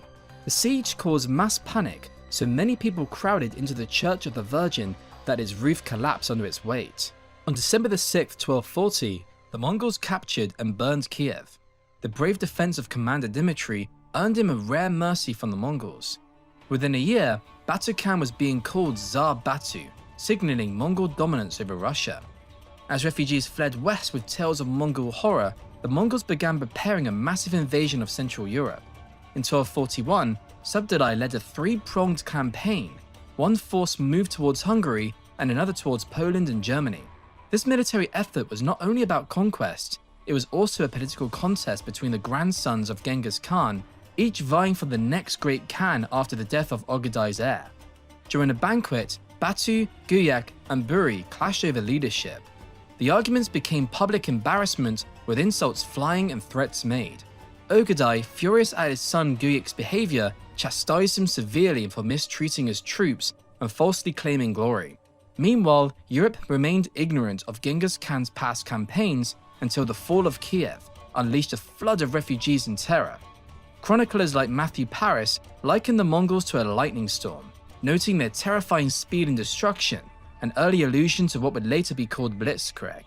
In Poland, Mongols crushed an army of 30,000 at the Battle of Liegnitz on April 9, 1241. Using classic deception and smoke-based weaponry, only 5,000 survived. Skilled captives like miners were taken east for forced labor. But this entire northern campaign was a diversion to prevent reinforcement of the Mongols' true target, Hungary. In Hungary, Subdadai lured the army of King Bela IV into a trap at the plain of Mohi, where Mongols used siege weapons and fire to break the Hungarian defenses. When Hungarians tried to flee, they ran into a staged Mongol ambush and were slaughtered en masse. Priests tried to rebel the Mongols with religious relics, but this backfired. Enraging the Mongols, who saw it as a severe spiritual insult, churches were burned and high-ranking clergy were killed. Hungarian resistance was broken, King Bela fled, and the Mongols had effectively destroyed the military and religious leadership of Central Europe. In the autumn of 1241, just months after the Mongols had crushed armies from Poland to Hungary, a shadow darker than war fell across Europe. It was a solar eclipse, and it happened on a Sunday, which Christians took to be a divine warning. All sorts of rumors were fueling this feeling of dread. A certain letter circulating among clerics and nobles claimed that the Mongolians were demons from hell who devoured the dead, raped Christian virgins, and cut off the breasts of women to feed their leaders. There was never any proof of this though, but just as terror peaked, the invasion abruptly stopped and fate interceded. On the 11th of December 1241, Ogedai Khan died, reportedly in a drunken stupor. Around the same time, his brother Chagadai also passed. Within 14 years of Genghis Khan's death, all 4 of his sons were gone. Now, the grandsons raced back to Mongolia, vying to become the next great Khan. In early 1242, the Mongols began a calculated withdrawal. Western Europe was ill-suited to steppe warfare. The forests, rivers, and farmlands of Germany and France made mobility difficult. The wet climate weakened their composite bows. The open grassy steppes, so vital for their 5-horse logistics, had ended. Though the campaign had delivered military triumphs, it brought meager rewards. They looted King Bela IV's camp, taking tents and furnishings. They captured Saxon miners, scribes, goldsmiths, and craftsmen from the Balkans. But Europe lacked the riches of China or Persia. To salvage value from their campaign, the Mongols made a fateful deal. In Crimea, they traded captured European youths to Italian merchants from Venice and Genoa. These prisoners were sold into slavery across the Mediterranean, many ending up in Egypt where they were trained as Mamluks, elite slave soldiers. It was a short-term profit with long-term consequences. 20 years later, the Mongols would face those very slaves, now seasoned warriors, at the Battle of Ain Jalut, and for the first time, they would be defeated. Ogedai's death and Batu's retreat marked the end of Mongol expansion in that form. The empire remained vast, but its unity had frayed. The next decades would see the Mongols struggle for supremacy.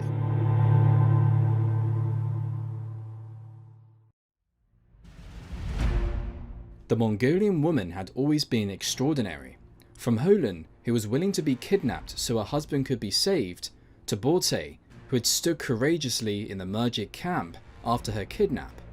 The same was true for all Mongolian women.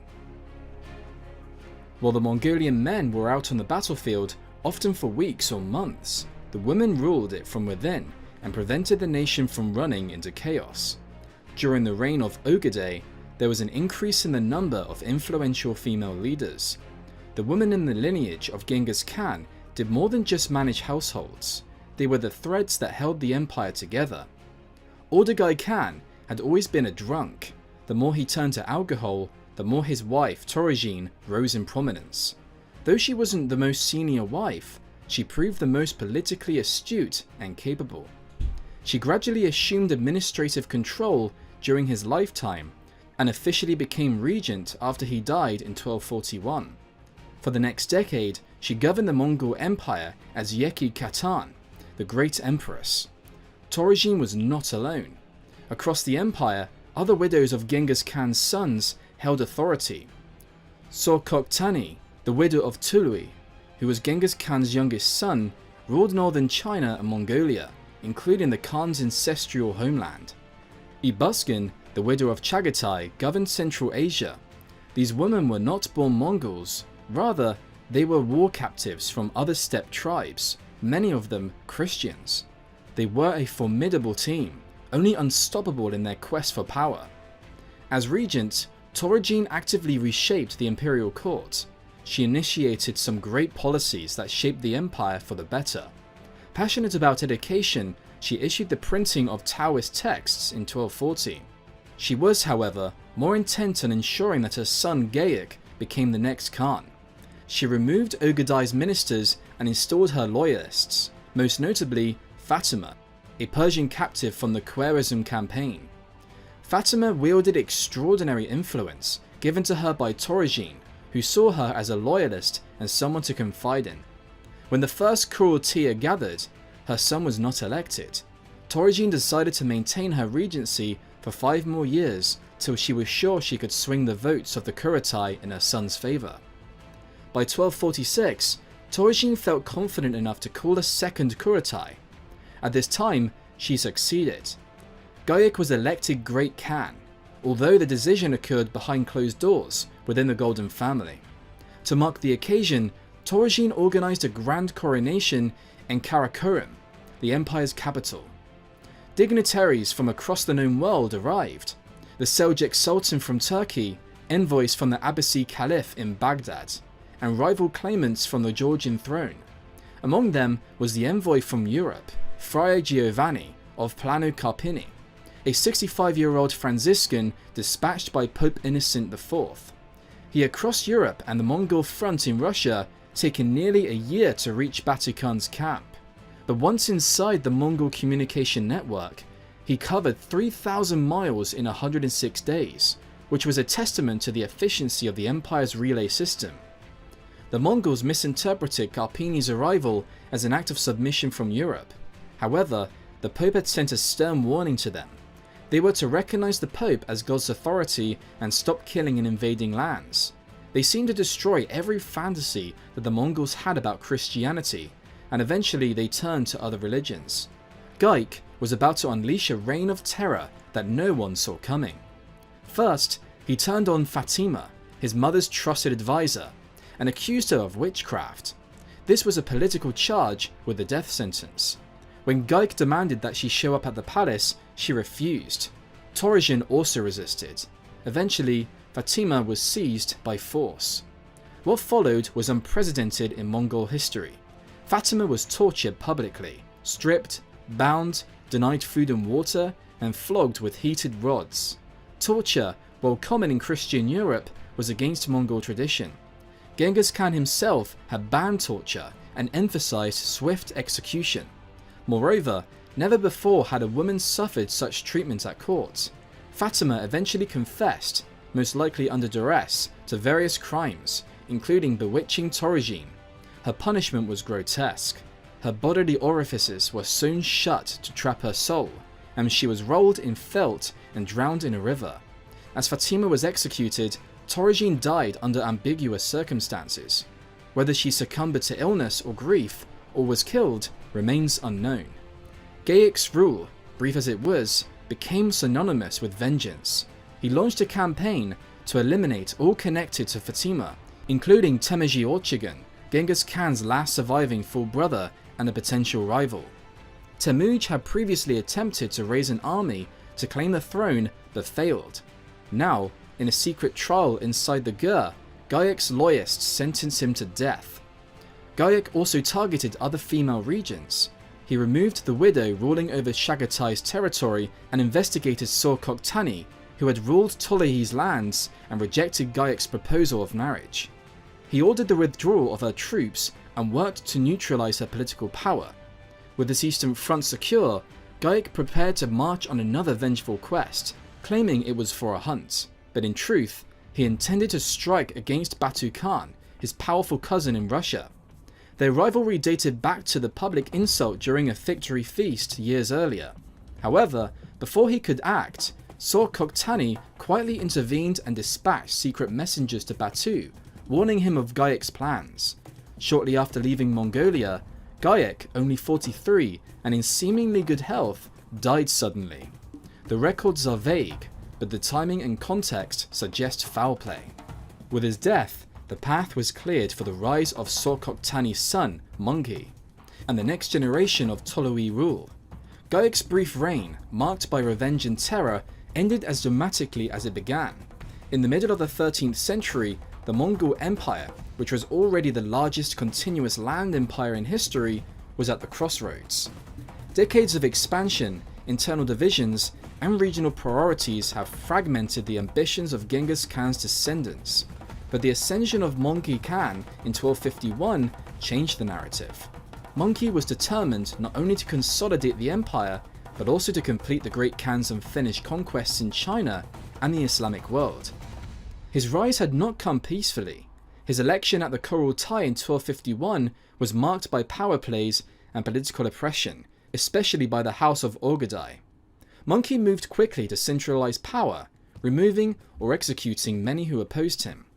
Once secure, he called a Grand Kurultai at Karakoram, where he laid out an ambitious plan to divide the empire's energies into two grand campaigns, one in the east, led by his brother KHUBILAI, to conquer the Song dynasty, and one in the west, led by his older brother Hulagu, to bring final Mongol supremacy to the Islamic world. Hulagu's campaign was especially critical. For decades, the Mongols had struck the fringes of the Islamic world, raiding Persia, threatening Baghdad, and fighting the Khwarezmians, but they never fully subdued the region.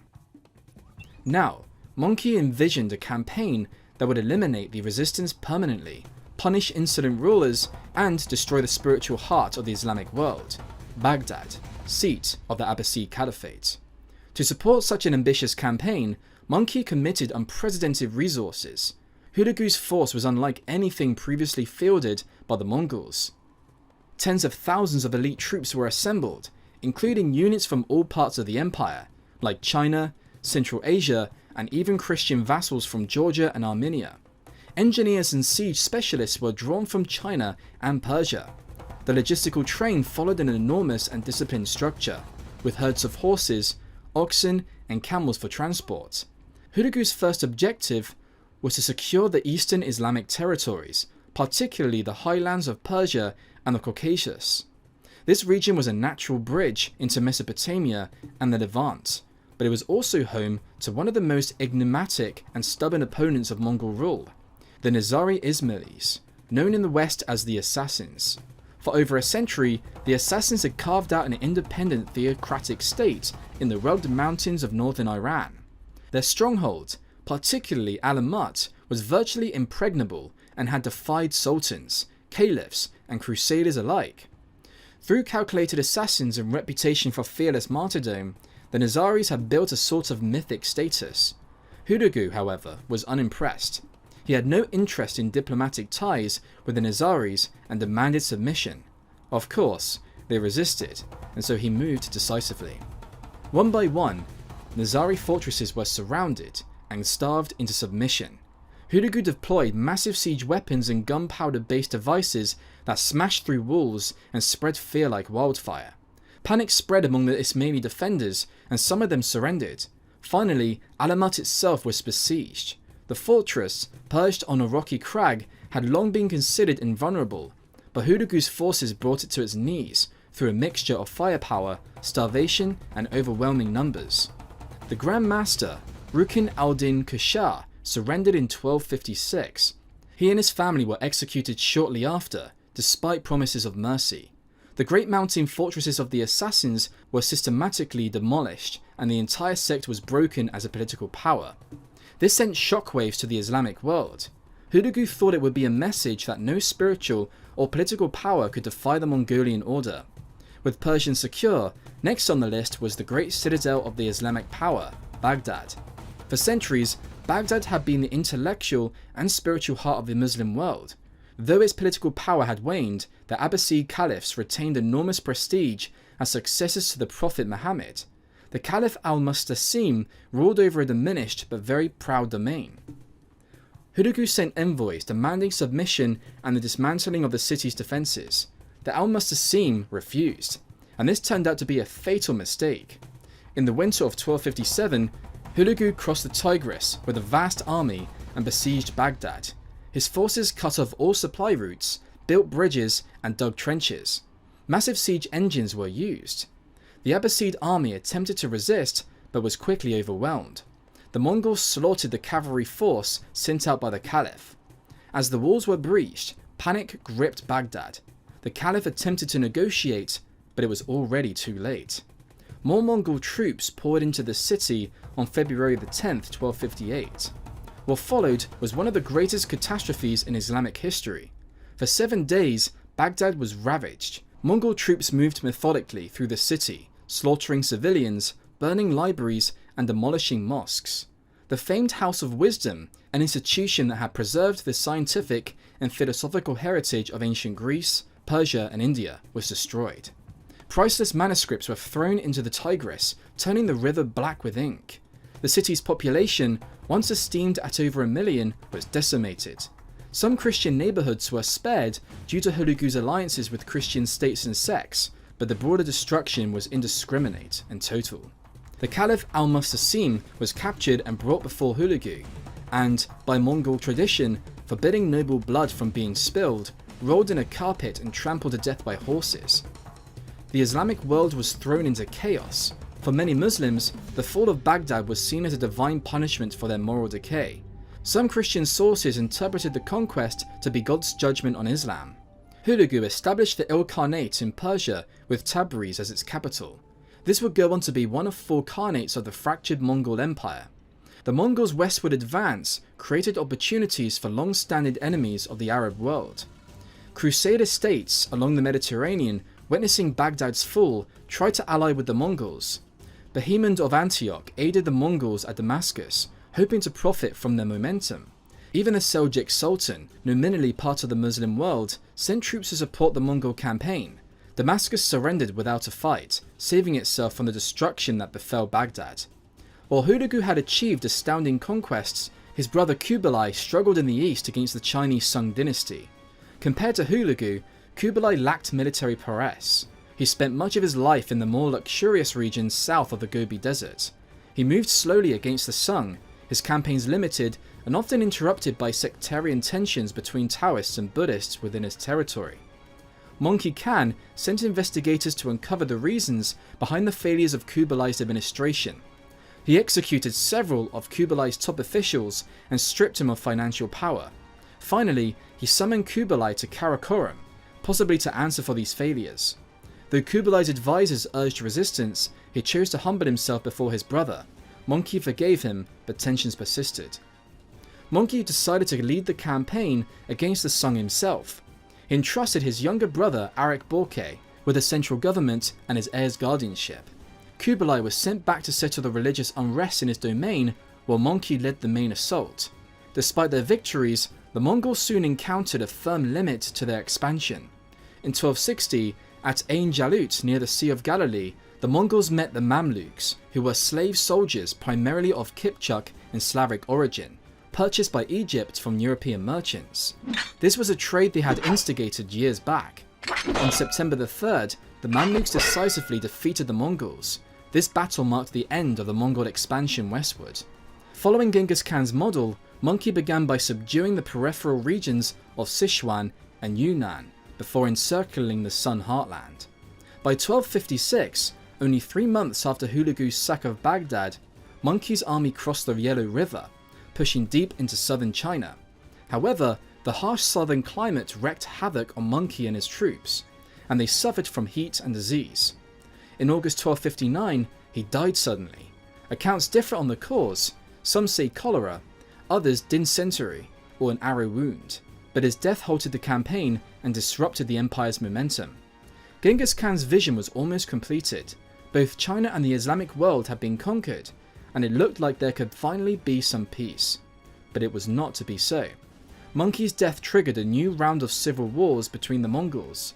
The campaigns of Mongke and Hulagu were not mere military adventures. The effects of these conquests endured. Baghdad never recovered its preeminence, and the Abbasid Caliphate had lost its central authority forever. Unlike in the past, when Mongol leaders had quickly convened to elect a new Great Khan, this time each faction sought to protect its territories. Hulagu, flush with wealth from the Middle East, refused to return to Karakorum. His cousins in the Golden Horde, Hochi's descendants in Russia, also declined, fearing Hulagu might seize their lands. As a result, the empire fractured. Mongke was the last to be acknowledged as Great Khan by all branches of Genghis Khan's lineage. Though his brothers continued to rule powerful territories and claim the title of Great Khan, no single ruler ever again held uncontested authority over the entire Mongol Empire. Instead of pursuing conquest, the surviving brothers turned their energies against each other.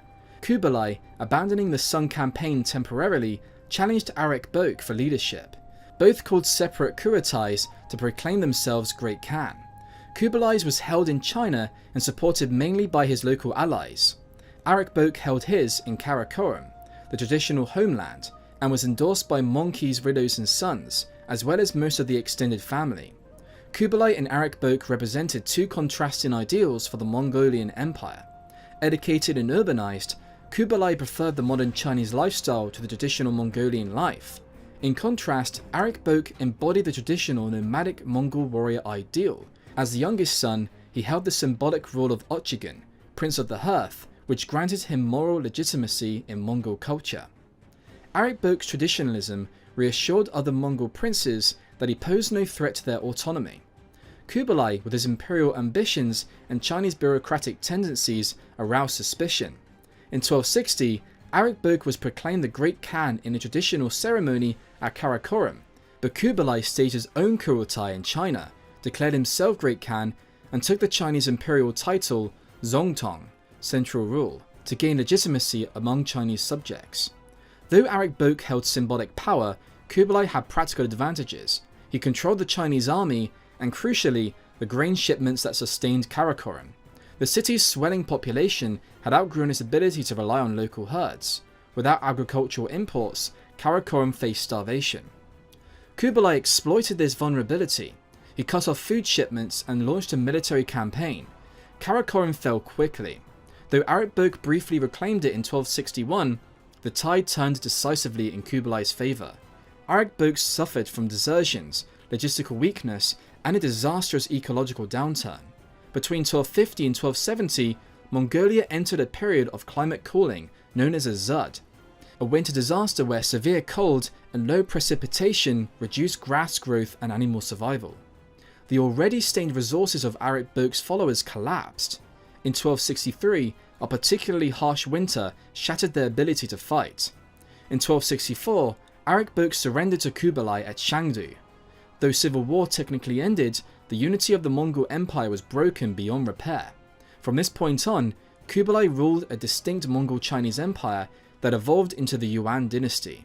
His victory marked a shift in Mongol history, from nomadic empire building to settled imperial governance. Meanwhile, the other branches, particularly the Golden Horde in Russia and the Khanates under Hulagu in the Middle East, continued as semi-independent regimes. Each Khanate would follow its own path with its own rulers, policies and goals, often at odds with one another. Though the Mongols remained powerful, their period of unified, coordinated conquest had come to an end. The empire would never again act as a single entity. Instead, it transformed into a patchwork of Khanates, each claiming to be the true heir to Genghis Khan. Kubilai Khan's victory secured the lineage of Tului. The Mongol Empire had survived another generation, but its character was changing. A new Great Khan governed from China, while the vast western domains had grown more independent. The stage was now set for Kubilai's bold rule, which would transform the Mongols once again.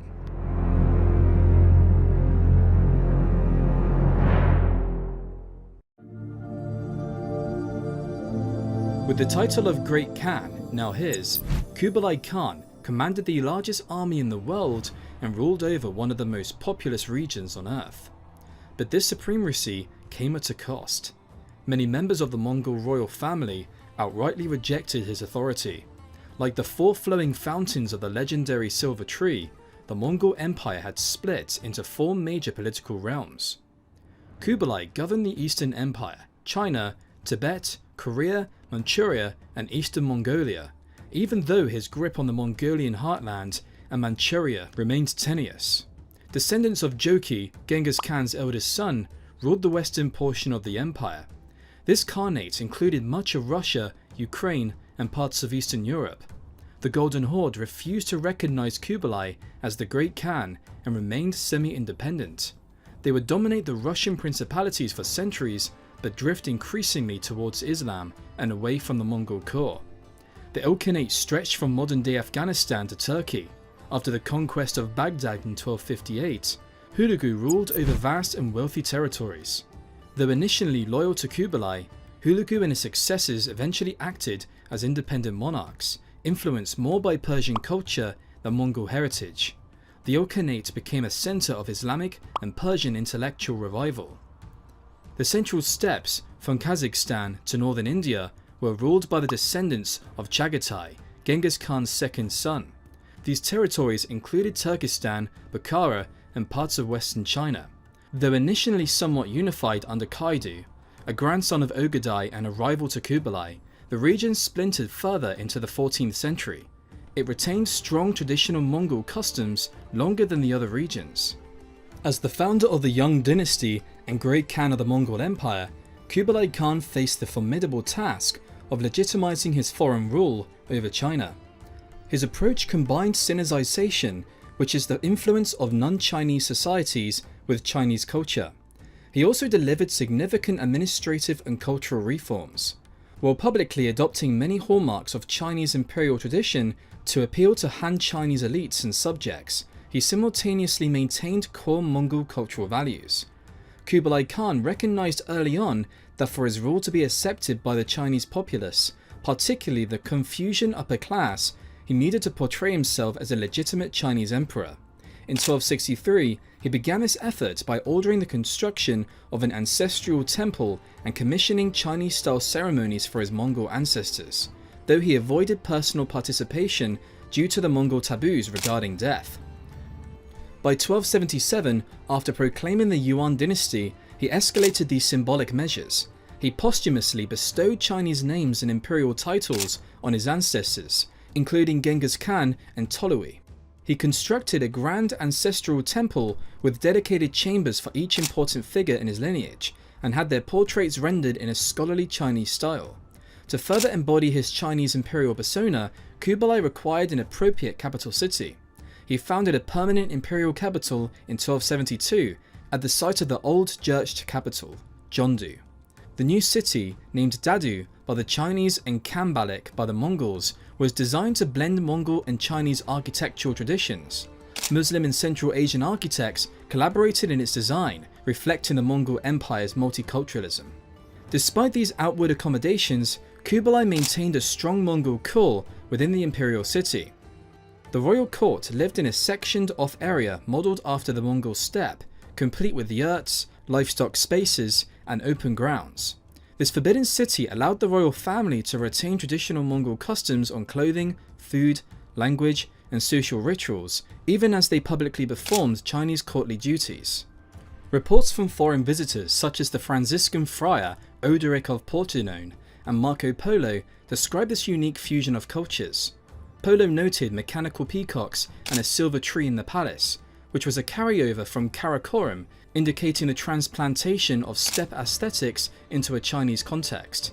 Mongol customs, including communal drinking, open mingling of women at court, and informal seating arrangements, clashed with the rigid formality of Confucian etiquette, further highlighting the duality of Kubilai's regime.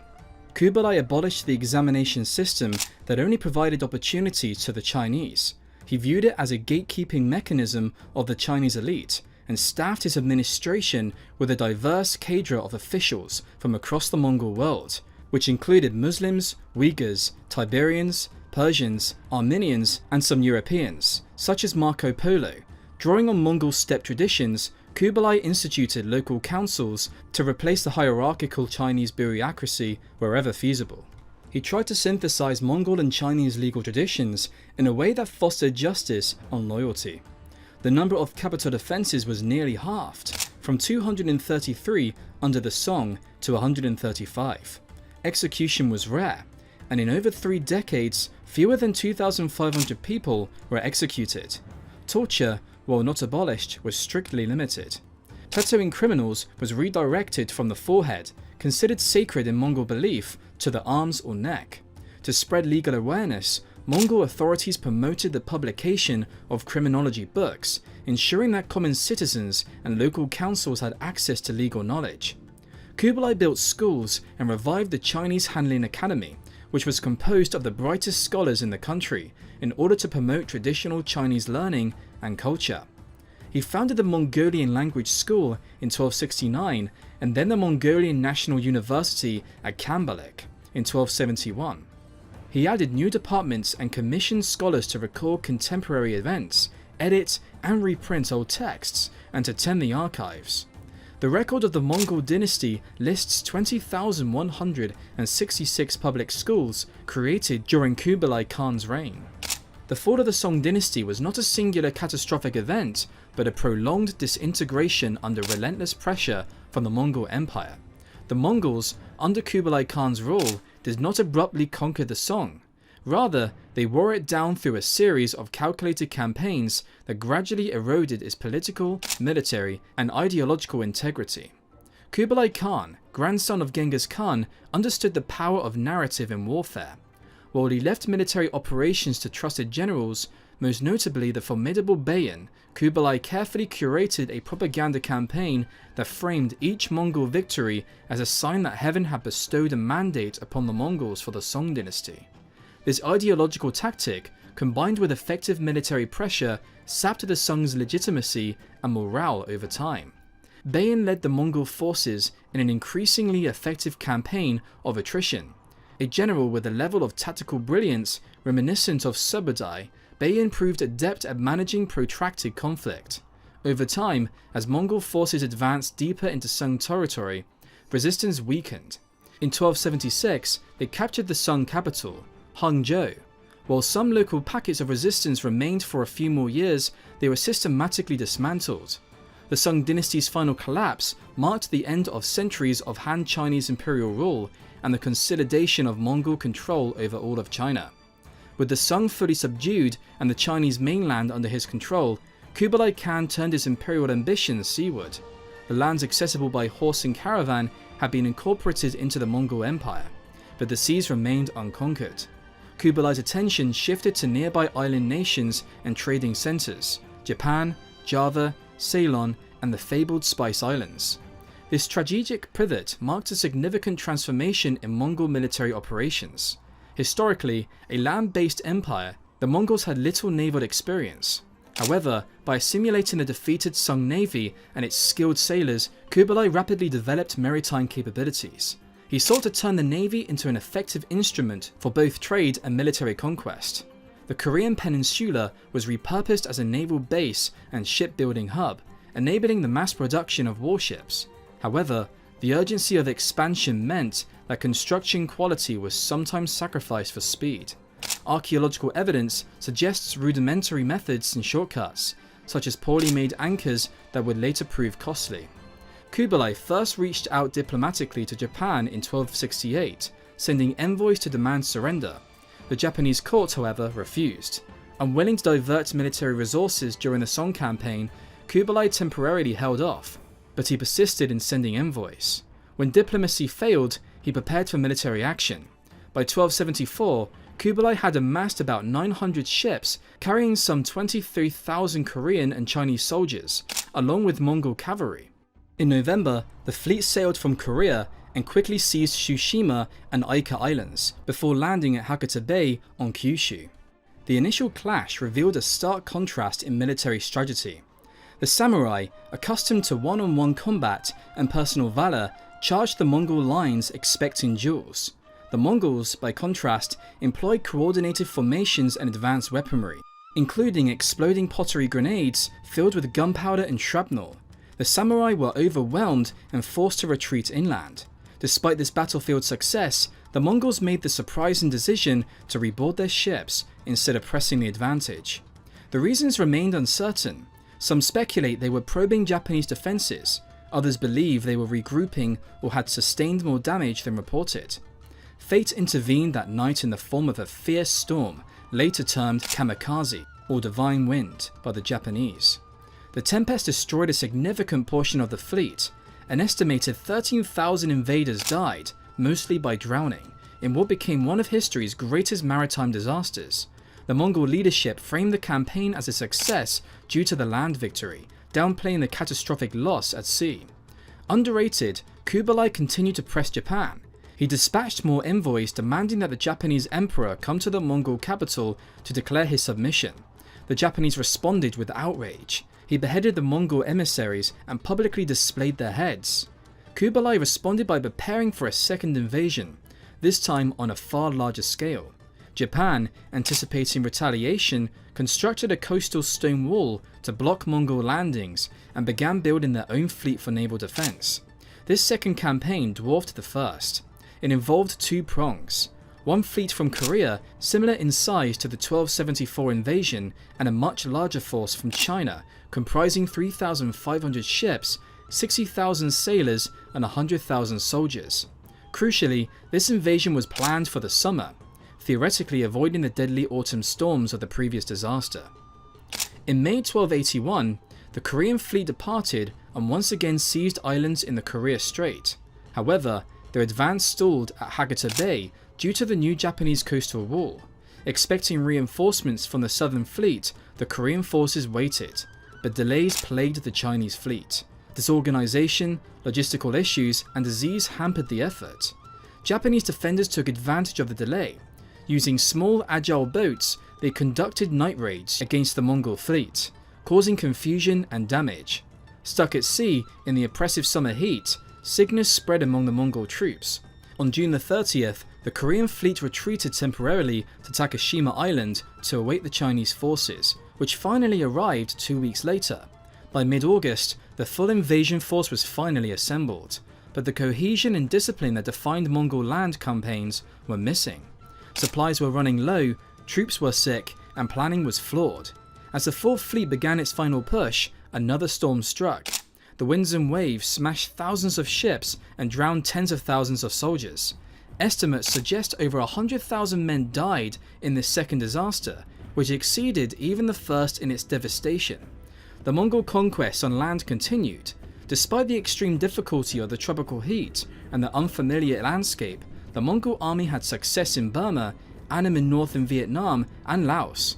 Several of the Southeast Asian kingdoms, including the rulers of Champa in southern Vietnam and Malabar in the coast of India, voluntarily submitted to Mongol rule. In some regard, these acts of submission were more ceremonial than real, and the Mongols lacked the manpower for administration. The new subjects did, however, send tribute onto the Mongol court, including elephants, rhinoceroses, and a tooth reportedly from the Buddha himself. The Mongols not only succeeded in building a unified Chinese state, at the same time their influence exerted the same pressure on the small states around them in 1289. Kublai dispatched an envoy to Java to request the same submission he had received from the rulers of nearby kingdoms. But the king feared that the Mongols might be planning on taking away Javanese control of the valuable spice trade from the Molucca Islands. The Javanese king defiantly branded the face of the envoy and sent him back to Kublai Khan with this insulting mark. Kublai launched a campaign against Java. In 1292, the newly constructed fleet of 1,000 ships and boats with 20,000 soldiers set sail with a year's supply of provisions. When they arrived in 1293, the Mongols met with easy success, soon killed the offending king, conquered the island with apparent ease. But then they fell into a trap. Believing that they were preparing for a ceremonial submission by the new king, the Mongol leaders were lured into an ambush, where many of the leaders were killed, and the remaining troops retreated in humiliation from the island. Kublai's defeats in Japan and Java drew the eastern limit of the Mongol Empire. The empire would never extend across the water, not even to closer islands such as Taiwan or the Philippines. Similarly, the defeat by the Egyptian Mamluks in 1260 at the start of Kublai's rule had marked the southwestern border, just as precisely as the voluntary abandonment of Poland and Hungary had marked the northwestern point 20 years earlier. Thus, between 1242 and 1293, the Mongol expansion reached its maximum. These four battles marked the outer borders of the Mongol world: Poland, Egypt, Java, and Japan. The Mongol world had suffered devastating conquests and radical adjustments to a markedly different kind of rule, but they were about to enjoy an unprecedented century of political peace with a commercial, technological, and intellectual explosion unlike any in prior history. In the 1280s, Kublai was now emperor of a settled empire. In 1271, he declared a new era name, Great Yuan, and claimed the mandate of heaven. By his death in 1294, the Yuan dynasty controlled most of modern China, Mongolia, Tibet, and parts of Korea and Southeast Asia. Kublai's legacy was profound. He transformed a nomadic horde into an imperial dynasty. However, these changes also alienated his Mongol base. Traditionalist voices, like those of Arekbok's faction, lamented the loss of nomadic simplicity. After Kublai's reign, the empire would enter a rare period of peace and prosperity, a period called Pax Mongolica that linked east and west in unprecedented ways.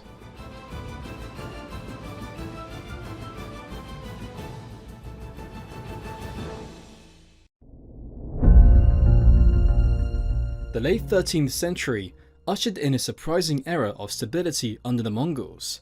The term Pax Mongolica, which means Mongol peace, was coined to describe it, a period during which the vast Eurasian landmass was unified by one imperial system. The period of Mongol conquest was over, and an era of peace had begun. Now, priests and scholars were used as ambassadors for the Mongolian Empire. The Mongol Khans sought to bring about a new diplomatic ties and connections without the use of arms. Now, the Silk Road was under a single rule. Traders, diplomats, and pilgrims could travel safely from Beijing to Venice. Persian horses, Chinese silk and gunpowder, Central Asian jade, and even Italian glass were often seen gliding along these routes. This era also allowed innovation and a boom in knowledge. Developments like Ottoman artillery with the influence of the Chinese gunpowder and Italian banking with Mongol money were seen during this era. At the heart of this transformation was the Ordu or Yam system, a sophisticated network of relay stations originally intended to supply the Mongol army.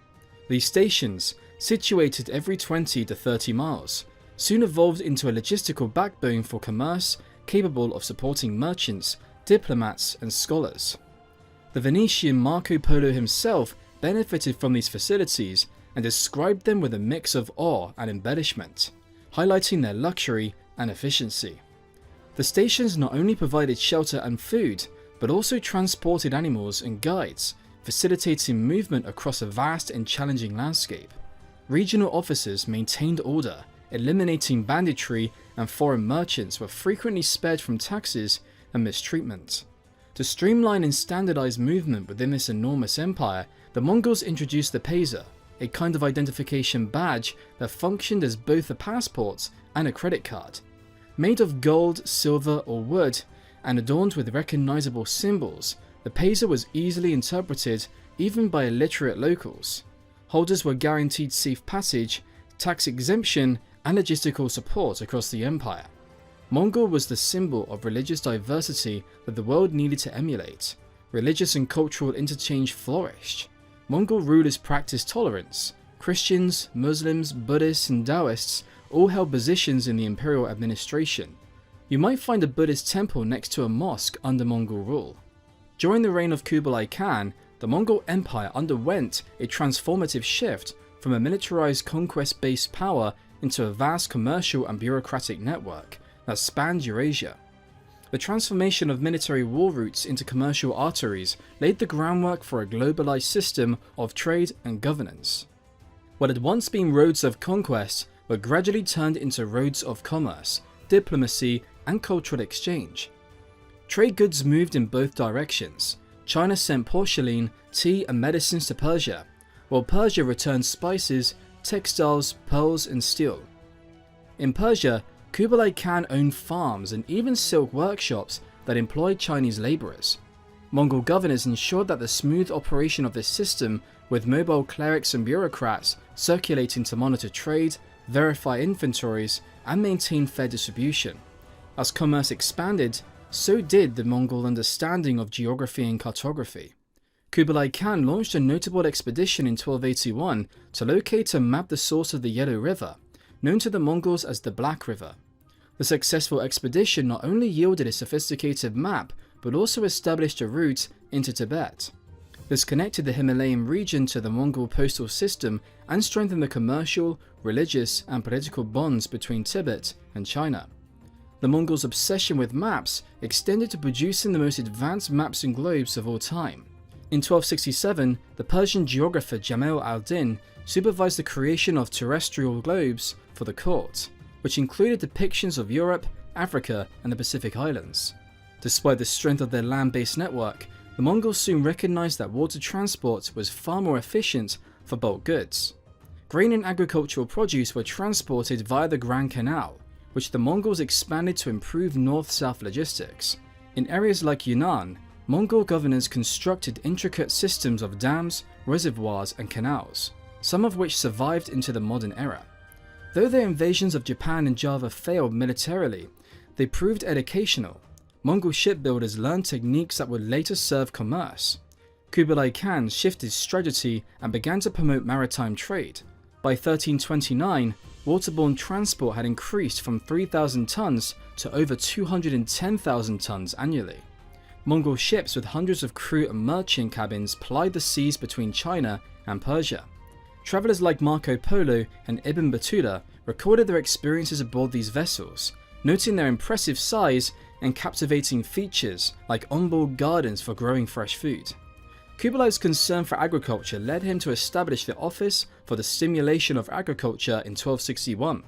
This office sought to improve crop yields and living conditions for farmers, an unusual concern for a government born of nomadic traditions. A particularly significant development was the Mongol promotion of cotton cultivation. In 1289, Kublai Khan created the Cotton Promotion Bureau to spread cotton farming to regions along the southeast coast and the Yangtze River, and even farther north into wheat-growing areas.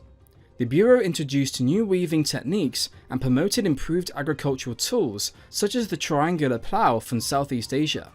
The textile trade remained essential to Mongol economic strategy as it generated significant revenue and supported transcontinental commerce.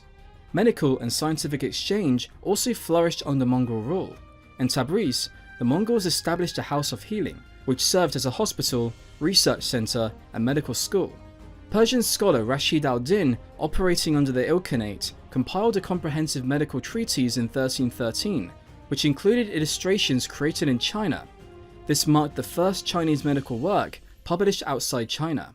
Not all Chinese practices were embraced in the Islamic world. Acupuncture was largely rejected for violating Muslim principles of bodily modesty. However, pulse diagnosis, which required only minimal physical contact, was widely adopted in Persia and India and allowed male physicians to treat female patients without breaching family honor. In the intellectual domain, the Mongols saw history as a tool of governance. Kublai Khan established the National History Office in the 1260s to document the histories of conquered kingdoms, such as the Jurchen, Khitan, and Song. The goal was to legitimize Mongol rule by situating it within the historical traditions of China. In Persia, the Ilkhan Ghazan commissioned Rashid al-Din to write the first comprehensive history of the world. Rashid's work, drawing from sources in China, Europe, and the Islamic world, relied on a team of scholars and translators. Yet, by the late 1300s, the golden age of Mongol unity was ending. The empire would break into 4 khanates, each charting its own fate.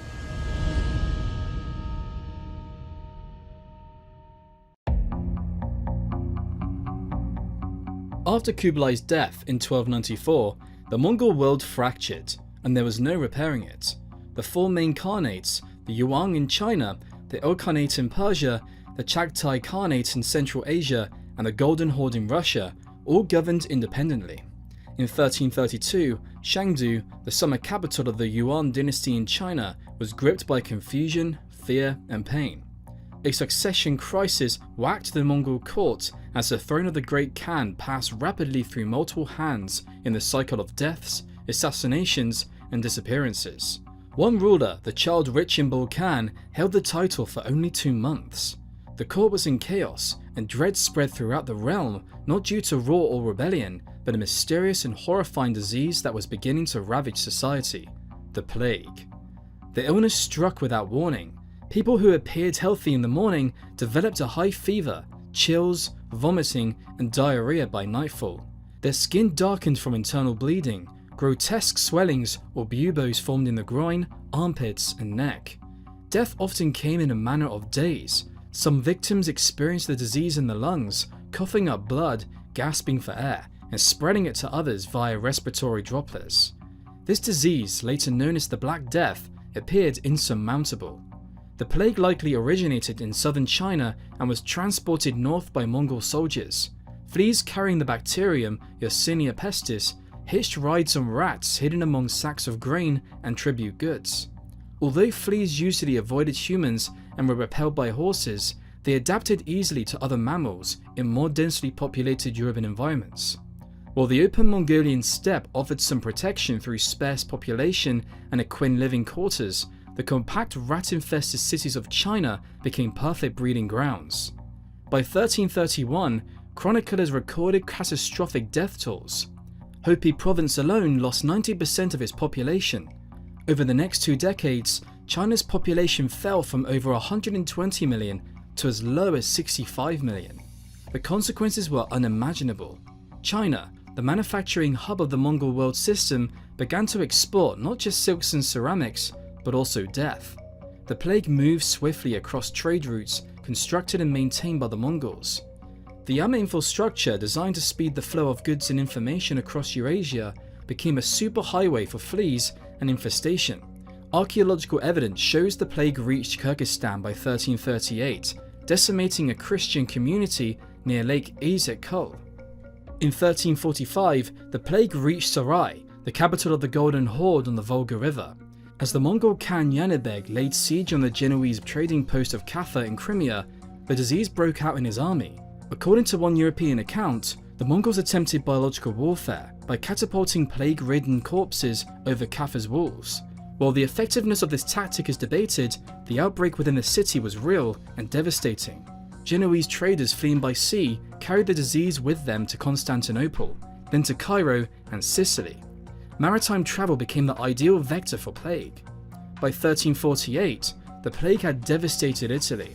It reached England by June of the same year and continued westward and northward, ultimately making it as far as Greenland by 1350. The disease possibly wiped out much of Iceland's population and contributed to the collapse of the Viking settlements in Greenland. In the absence of scientific understanding, fear bred hatred. people blamed foreigners and minorities. Jews, associated with trade in distant lands, became scapegoats. Despite Pope Clement VI's bull in 1348 condemning the violence, massacres spread across Europe. In Strasbourg, 2,000 Jews were burned in a mass execution on Valentine's Day in 1349. Persecutions only increased societal fragmentation. Communities that had once coexisted under the relatively tolerant framework of the Mongol Empire descended into violence, suspicion, and intolerance. The internationalism of the Mongol world gave way to insular fear. More than just a health crisis, the plague struck at the heart of the Mongol imperial model. The Mongol Empire had always depended on the rapid mobility of armies, information, goods, and tribute. The disease destroyed that mobility. Trade routes were abandoned. Tribute could no longer flow between China and Persia or between Russia and the Mongol heartlands. The result was a fatal disintegration of the empire's economic core. The vast commercial network that had once united the steppes, cities, and coasts of Eurasia collapsed. Mongol princes lost access to the goods and income that had underpinned their power. Each branch of the golden family of Genghis Khan, from Russia to Persia to China, had to adapt independently. They turned inward, intermarried with local populations, and adopted the dominant religions of their subjects. In Persia and Central Asia, Mongol rulers finally embraced Islam, purging remaining elements of shamanism, Buddhism, and Christianity from their course. The Golden Horde in Russia aligned with Sunni Islam, eventually opposing the Shiite-leaning Mongols of the Ilkhanate. These religious and cultural transformations deepened existing rifts between Mongol factions. Conversion sometimes led to persecution. During the reign of Olieitu, a Shiite ruler of the Ilkhanate, violent campaigns were launched against Buddhists and Jews. The ecumenical spirit once fostered by Genghis Khan was snuffed out. Where the Mongol Empire had once been a model of multicultural tolerance and economic integration, is now fragmented into regional states defined by religious conformity and local identity. The Black Death marked the true end of the Mongol world system. Though Mongol rule would continue in some regions for decades or even centuries, the empire in its interconnected form was gone. Without the movement of goods and people, without shared economic interest, and without the ability to project power across vast distances, the Mongol rulers lost their unifying force. What remained were memories of the great Khans, of a globalized Silk Road, and of universal power. The plague ensured that the 14th century would be remembered not for imperial glory, but for human suffering on a staggering scale. In 1368, Zhu Yongchang, a rebel leader, overthrew the Mongol ruler Tokhon Temür, proclaiming himself the Hongwu Empire of Ming China. The Yuan court fled north, eventually surviving as the Northern Yuan in Mongolia. Thus, the Mongol interlude in China ended after less than a century.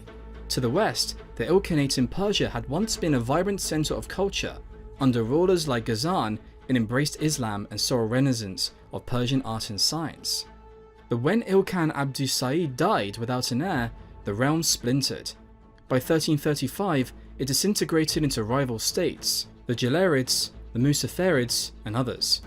Central Asia's Chagatai Khanate likewise collapsed into division. The eastern half, often called Mogolista, endured under new Khans until the late 15th century, when it itself split into smaller Khanates, Yarkand and Turpan.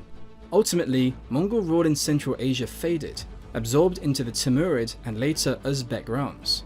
In Russia and the Eurasian steppe, the Golden Horde lasted the longest.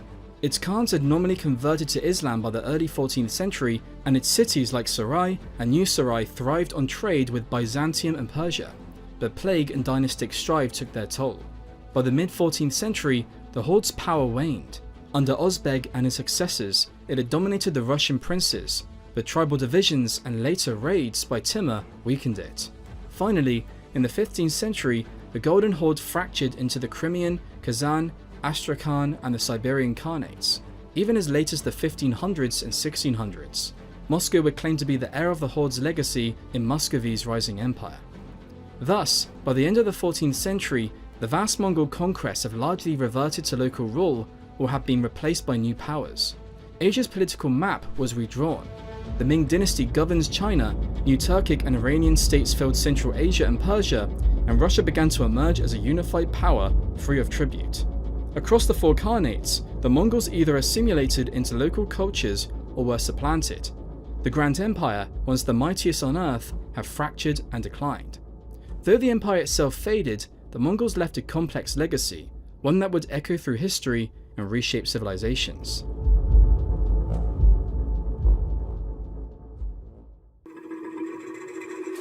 Today, the shadow of the Mongols still looms over Eurasia. In China, the Yuan dynasty is remembered as both foreign rule and a chapter in Chinese history. Kublai Khan's adoption of Chinese institutions indirectly paved the way for the Ming, but it also introduced new influences. Tibetan Buddhism became prominent, and Beijing remained China's capital. In Russia, the Mongol period is often called the Taita-Yoke. Once vilified as a brutal occupation, historians now recognize that Mongol rule also fostered the rise of Moscow. Culturally, Mongol influence seeped into Russian society. Military organization, taxation methods, and even language carry traces of the era, as Russian has many Turkish loanwords. As one historian notes, Russia would be forever changed in terms of its religion, art, language, government, and political geography by the Mongol conquest. Central Asian peoples today still recall their Mongol heritage. In Mongolia itself, Genghis Khan is revered as the nation's founding father. Statues of him on horseback adorn Ulaanbaatar. Genetic studies lend weight to the legend. A Nobel-winning team of scientists found that nearly 8% of men across the old Mongol Empire region share almost identical Y chromosomes, likely tracing to the prolific descendants of Genghis and his male kin. This means over 60 million today carry Genghis Khan's genetic legacy, a testament to the empire's enduring, if biological, footprints. The Mongols also left institutional legacies. Their promotion of trade accelerated the spread of technologies. Gunpowder and printing from China reached Europe faster. Persian advancements in astronomy and mathematics found their way to China. Sadly, they also unwittingly spread the Black Death.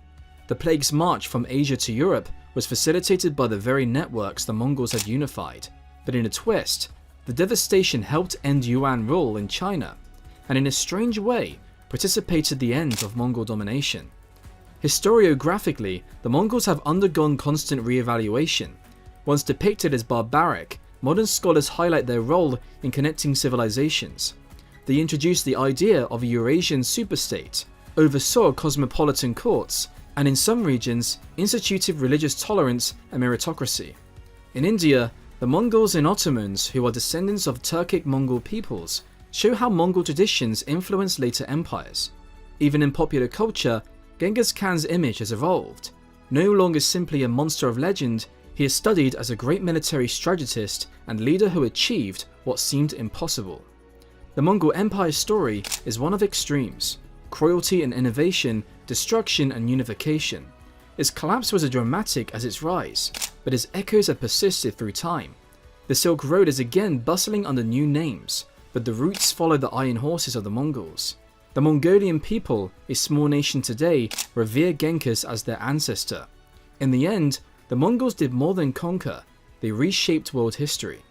They had their own struggles. They loved, cried, sought revenge, grieved, but they also fought hard.